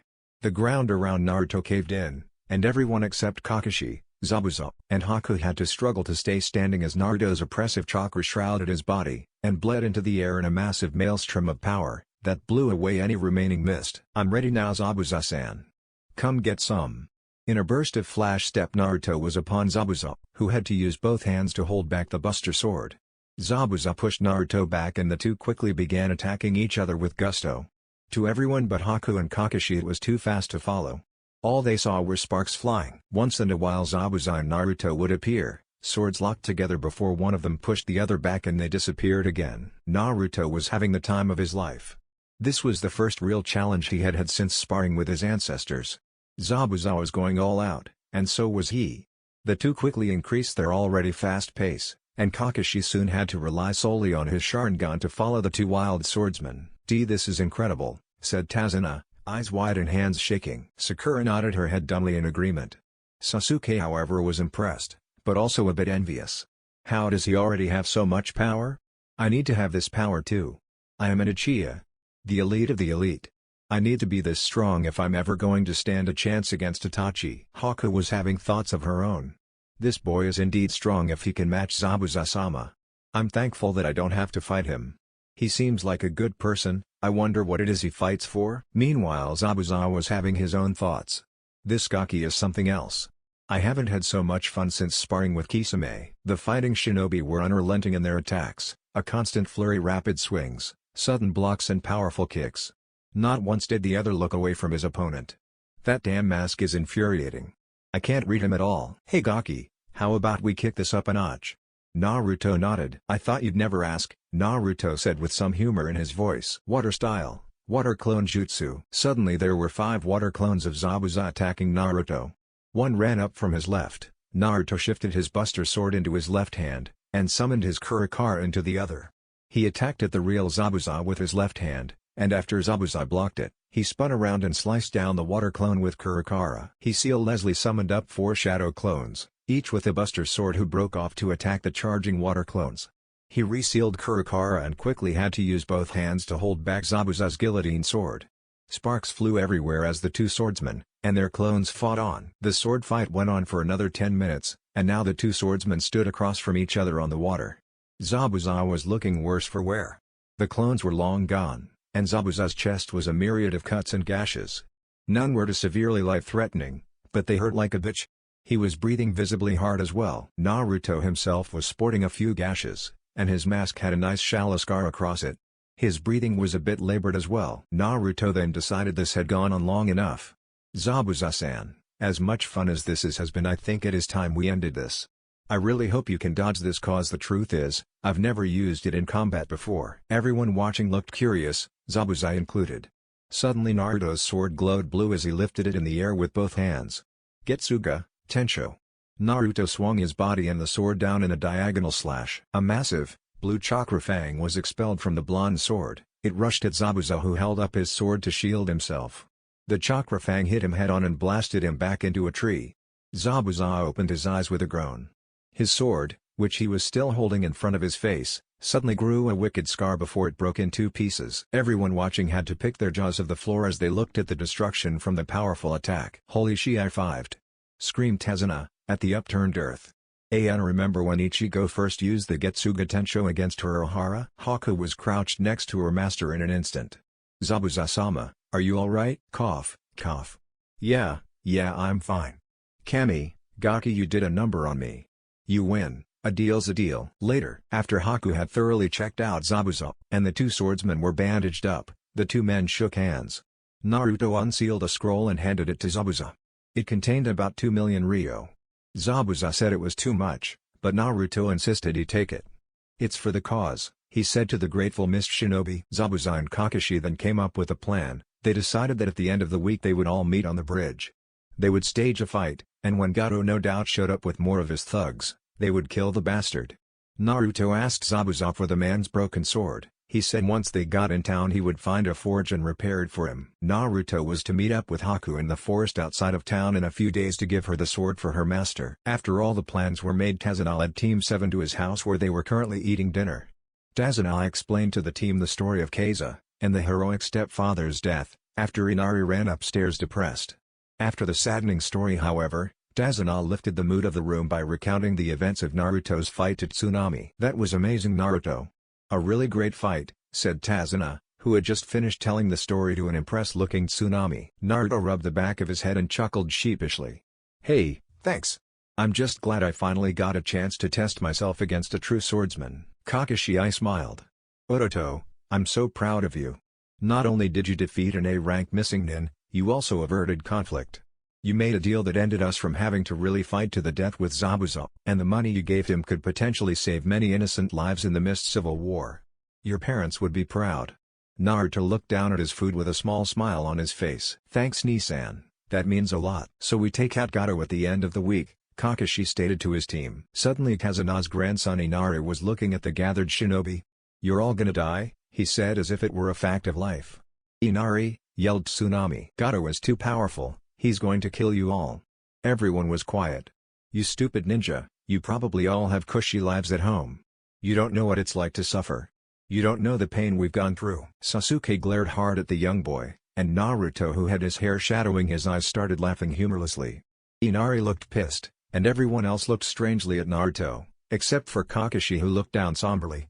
Naruto raised his head and looked at Inari with such powerful intensity that Inari gasped and took an unconscious step back. "We don't know pain, you say?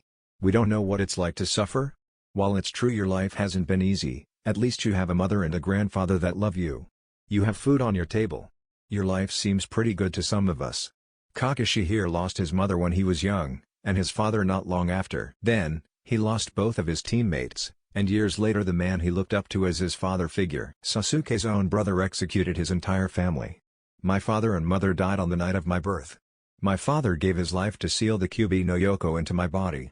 At the age of 4 the orphanage I lived in kicked me out into the streets. For 3 months I lived in an alleyway and ate food out of a dumpster, before the Hokage found out what happened. Every week I was beaten, some nights to the brink of death. This however intensified on my birthdays, where the beatings got especially gruesome. On my 5th birthday, after being cut and burned, I was... Well, it doesn't much matter." By now Sasuke had his head down, as did a pale-looking Kakashi and Tazuna. Kakashi even more so because he knew what Naruto was about to say. Sakura was teary-eyed, as was a shocked-looking Tsunami. "So you sit there and tell me that we don't understand suffering? Kid, your life is sad, and I truly sympathize, but remember this, someone always has it worse. Your father was murdered by Gato, and Wave lost hope. It's sad, and I am sorry for your loss. However, you still have your mother and your grandfather, who are both suffering just as much as you are. You however dishonor both of them when you act the way you have been. Your father lost his life fighting for the freedom of Wave. He stood up to Gato, and what do? You sit here and whine about how sad your life is. If you want your life to be better, change it. If you want something, you fight for it, and if you want to protect someone, you protect them. That's what your grandfather is doing right now. He's risking his life for you and your mother. He came to Konoha to hire us, knowing that he might not make it back alive. He is a great man, like your father. You however are a coward, like Gato." With his speech finished, Naruto stood up. "I gotta go work on Zabuza's sword, don't wait up." After Naruto left, Sakura asked the question that was on everybody's mind. "Kakashi-sensei, Naruto's life. It wasn't that bad, was it?" Kakashi looked at the girl, still looking downcast. "No, Sakura, it was worse. Naruto has suffered more than anybody I know because of his Jinchuriki status. It's still amazing to me that he can still function like a normal human being. Anyone else would probably be in catatonic shock after the mental and physical trauma he endured at what was supposed to be the happiest days of his life. How most people would have released the Kyuubi and let it destroy the village. But no, Naruto is still as bright and happy as he was when he was young, albeit much stronger, as you have seen." "He wasn't going to say what I think he was? Was he?" Tsunami asked after a second of hesitation. A tear dropping from Kakashi's lone eye as he turned his head away from her was his answer. Inari ran upstairs to be alone, and Sasuke left to go training. He had said.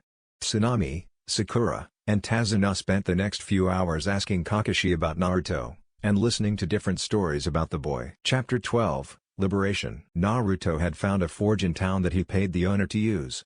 It disgusted him how Gato had turned this nice community into the slum that it was today. Children were constantly tugging at his clothes begging for food. He gave them what he could, and he even gave out what Ryo he had left on him, after paying off Zabuza and buying access to the blacksmith's forge. He Hiroshined to his house to get more Ryo, and plenty of chakra metal, and Hiroshined back after sending a clone to tell the shocked, yet proud Hokage of the team's current situation. After he got back and caught his breath from using the time/space ninjutsu over such a long distance, he began his work. While repairing the broken sword, he infused chakra metal along the blade. After that was done, he broke out his sealing supplies and added a few seals. The first would allow the sword to repair itself with the iron found in blood. Anytime the blade was introduced to warm blood, the iron would collect and store into the seal. Anytime a crack or break formed, the iron would leave the seal and solidify in the crack. It was really a revolutionary seal, so he made sure to add it to his own swords. After he completed the task of fixing the guillotine sword, he decided to forge a katana. He figured it would make a nice gift for Haku, and he figured the teen's master would teach him the basics. After a few days the sword would be ready. It was to be made with chakra metal, and the blood repair seal was added to it. He bought the nicest sheath he could find from the blacksmith, and painted it a dark blue color. After he was done his work, he looked at the time and saw it was very late. He still wanted to take his mind off the situation with Inari, so he decided against returning to Tazuna's home. He walked into the forest and unsealed Kurikara. He summoned 1,000 shadow clones and decided it was time for a good old-fashioned battle royale. He summoned his fox mask into place and shrouded himself and his sword in blue flames. Showtime. The next morning, Haku was walking through the forest when she came upon a strange sight. Naruto, still masked, was passed out in the center of a clearing. All the trees around were splintered and gashed. The beautiful-looking girl walked up to Naruto, basket in hand. "I'm so glad I don't have to kill him," he mused to himself. He leaned down and was about to wake Naruto. As soon as his fingers were a centimeter from Naruto's chest, she felt a sword touching his neck. Haku gasped and retracted his hand. Naruto sat up slowly, and who he recognized to be Haku, he ripped off his mask and apologized. "Oh Kami, I'm so sorry." He quickly sealed his sword and apologized to the amused girl. "It's okay, I shouldn't have snuck up on you like that." Naruto smiled, and offered his hand. "We never were properly introduced. My name is Naruto Uzumaki." "So what were you doing sleeping out here, Naruto-kun?" Naruto chuckled a little bit. "I was blowing off some steam, I guess you could say." Haku was about to inquire as to what made him angry enough to cause so much destruction when he was cut off. "Hey, I finished Zabuza's sword early." He unsealed the sword and presented it to Haku along with a sealing scroll. Haku thanked the boy and sealed the scroll. She tucked it into her kimono. Naruto and Haku spent the next few hours talking. Naruto for some strange reason told his life story to the girl, who by the end of it was crying. For some reason her eyes just told him she could relate, that she could be trusted. Haku in turn told her life story to Naruto, about her parents and her Hyotan bloodline, and explained that she was saved by Zabuza. She explained that she thought of Zabuza as a father, but regardless if the feeling was mutual, in the end she was a tool for Zabuza to use. Naruto was a bit pissed off that the nice girl could think so little of herself, but in the end Haku wouldn't budge on the subject. "Do you have anyone who is precious to you, Naruto-kun?" Naruto smiled at the girl. "Yes I do. Why do you ask, Haku-chan?" "To me, one becomes truly strong when they fight to protect that are precious to them." Naruto beamed at the response, and nodded his head. "Yes Haku, you're right. A person becomes truly strong when they fight for the ones they love." Haku smiled back, happy that someone agreed with her belief. "That is what Zabuza is to me, Naruto-kun. He is my precious person and I would give my life for him, if it meant he would live to be happy." The two shinobi shook hands after some more conversation. Both believed that they had found a lifelong friend. 6 days later, Naruto spent the entire week spamming shadow clones to help Tazuna rebuild the bridge after he finished Haku's katana. He even had clones apply seals all along the bridge that would prevent it from running down, or weathering. He added some seals to add extra strength so it could hold up against even low-level jutsu, and low-grade exploding tags. Kakashi trained Sakura and Sasuke in water walking, having been taught tree walking shortly after becoming a team, while Naruto had clones protecting Tazuna's house, as he himself protected Tazuna daily. After the two Jonin had finished learning water walking, they advanced to learning a few low-level jutsu. Finally the day had arrived. Naruto made a contingency of shadow clones to watch over Tsunami and Inari, while he and his team escorted Tazuna to the bridge. The day before, Tazuna had told all of his workers not to come in for the day. When they got to the bridge they were greeted to the sight of Haku and Zabuza standing in the center. Fog covered the bridge from onlookers and Team 7 came to a stop in front of the two mist ninja. "Gaki, you did an excellent job with my sword, I have to tell ya." Naruto smiled at the man. He quickly summed up the seals he added, and the infusion of chakra metal into the blade. Zabuza was really impressed with the work. "Care to test it out?" Naruto asked with a smirk. Zabuza gained a feral grin. "Most definitely." The two crossed blades once again. Meanwhile Haku asked Sasuke if he would like a spar. Sasuke took it as a chance to test his development, and soon Sakura, Kakashi, and Tazuna were witnessing two epic battles. 20 minutes later Sasuke was wiped, and Haku was a little winded herself. Zabuza was breathing heavy, and sported shallow cuts and gashes. Naruto hardly seemed winded, though his clothes were a little cut up, and his chest was bleeding a bit. "I guess that's two Naruto-sama and zero Zabuza-chan," Naruto laughed. Zabuza grew a popped vein, but then laughed it off. "You're right, Gaki. You are skilled with that sword. It's really too bad you weren't a mist shinobi, I would have been honored to make you my successor." Naruto nodded and smiled. "The honor would have been all mine, I assure you, Zabuza Momochi." Naruto bowed to the man. Zabuza smiled and bowed back. Suddenly they heard tapping at the end of the bridge. Zabuza dispelled the mist to reveal Gato, and 200 henchmen. Meanwhile, the Naruto clones at Tazuna's house were in one of the bedrooms playing cards. "I wonder how it's going over at the bridge?" asked one of the clones. Another answered, "Just shut up and deal, you baka." The clone was about to retort, until he heard glass breaking downstairs. The clones nodded and leapt into action. They climbed out the windows and covered the front and back of the house. A Naruto clone looked through one of the windows to see Tsunami being dragged out crying by two men with swords on their hips. Inari sat in a corner crying. The Naruto clones were about to jump into action before Inari bolted out of the house screaming for them to release his mother. The youth had taken words to heart, and decided then and there he was going to fight for someone he loved. The thugs drew their swords and were about to cut down the young boy in front of the screaming and crying Tsunami. They brought their swords down, only to hear a metal clash. Naruto stood before the amazed Inari, Masamune holding off the thugs' attacks. "Naruto Niazan." The Naruto clone chuckled. "Hey, the hero is supposed to show up at the last minute. Dabio. Now, you guys made a real big mistake trying to hurt my Ototo." He quickly killed the two and sealed their bodies away for later disposal. Back on the bridge. "Look at this, boys. The baby demon couldn't get the job done." The gathered thugs laughed with their boss. "What's the matter, Zabu-chan? Can't deal with a couple of brats?" Zabuza laughed in reply. "These brats aren't exactly normal, Gato, as you will see in a minute." "Bah, kill them all. I was gonna kill you anyways, Zabuza." "Then sell that little whore of yours to one of my brothels." "On second thought, keep the whore alive, boys, her and that cute little pink-haired bitch." Zabuza, Kakashi, and Sasuke were about to step forward but they were frozen on the spot by the killing intent leaking from a very pissed-off Naruto. "Filthy pigs like you disgust me," said Naruto as he lifted his head to reveal to the shocked crowd, Team 7 included, his demonic-looking features. His hair had grown longer, and spikier. His canines elongated and his whisker marks thickened and darkened. His eyes had slit and turned crimson, and his lips turned a blackish color. Red chakra shrouded his body as his nails turned into long black claws. "I'm the demon you should have been wary of." Two golden chakra chains burst from his lower back, each shrouded in the Kyuubi's chakra. One held Masamune, and the other held Kurakara.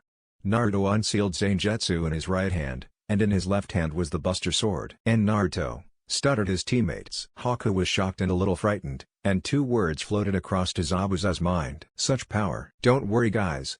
I'm completely in control of my emotions. This is me, using the fox's power, Nissan, not the other way around." Kakashi visibly relaxed. "Let's show 'em fear, kid. Tear them apart," screamed Kurama from Naruto's mind. Naruto summoned his fox mask into position over his face. "Let's rock." Naruto whipped his arms over his head and swung his mighty swords. With a Kyuubified cry of Getsuga Tensho, he unleashed hell upon his enemies. Two massive black Getsuga Tensho outlined in red, surged toward the group of thugs. When it hit everyone in its path was obliterated.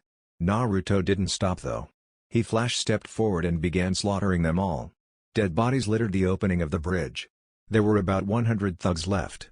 Naruto grabbed Gato by the neck, and threw a Hiroshin kunai back over to his team. He reappeared in a flash of red. "He's using Kyuubi's chakra." "He knows his father's Hiroshin?" asked Zabuza to Kakashi. Kakashi nodded his head. "And the Rasengan?" Zabuza paled. and suddenly felt a hell of a lot better about losing twice to the young ninja. "Sasuke," Naruto said in his still demonic voice. "Why yeah, Naruto? Feel free to handle the rest of them if you want." Sasuke nodded, then smirked upon seeing the shitting thugs. When they saw the Uchiha coming instead of Naruto, they suddenly gained back some of their courage. Stupid move. Sasuke joined by Kakashi finished off the weaklings. 50 however escaped onto a boat and were trying to flee. Naruto was having none of that however. He flew straight up into the air and hovered above the boat. He sealed away his swords and cancelled his chakra chains. Fire style, Fire Dragon Jutsu. He flew through hand seals and suddenly a massive purple fire dragon nosedived into the boat vaporizing any passengers. 3 days later, Team 7 was standing on the newly finished bridge about to leave. Zabuza and Haku were there as well, along with the entire village of Wave. Naruto Niazan. You really have to leave? Naruto chuckled and ruffled the teary-eyed boy's hair. Yes Ototo, I really have to leave. But this isn't goodbye forever. I will be sure to drop by if I am ever in the area. But I have something for you. Naruto pulled out a necklace with smaller-sized Hiroshin kunai on it. Protect your mom and grandfather with everything you have, but if you ever truly need my help again, throw this kunai and I'll be there in a flash, Naruto said with a smirk. Inari happily put it on. Haku Zabuza, I have one for you too as well. He gave his new friends a similar necklace with a full-sized kunai which they put on immediately. I also made you this Haku-chan. Naruto unsealed a beautiful katana. Its sheath was dark blue like its handle. Stylized on the sheath were white flowers which petals looked like snowflakes. Hanging from the handle was a small silver chain and hanging from it was a small jeweled snowflake. Use this to protect your precious people. Make this sword as legendary as the person wielding it. Her name is Sono Shirayuki, take good care of her. Haku accepted the sword with great reverence. She is beautiful Naruto, thank you, I will. After everyone had said their goodbyes Team 7 left Wave. The last thing Zabuza had said to them was Gaki. You're gonna be famous someday soon. Tazuna was currently deciding what to name the bridge. I know, said Inari. The Great Naruto Bridge. Everyone cheered in agreement. They would name the bridge for the young shinobi who liberated them, and gave them back their hope, and their courage. As it turns out Naruto, before killing Gato had taken the man to his mansion where he made him sign over all deeds, titles, and documents to Tazuna.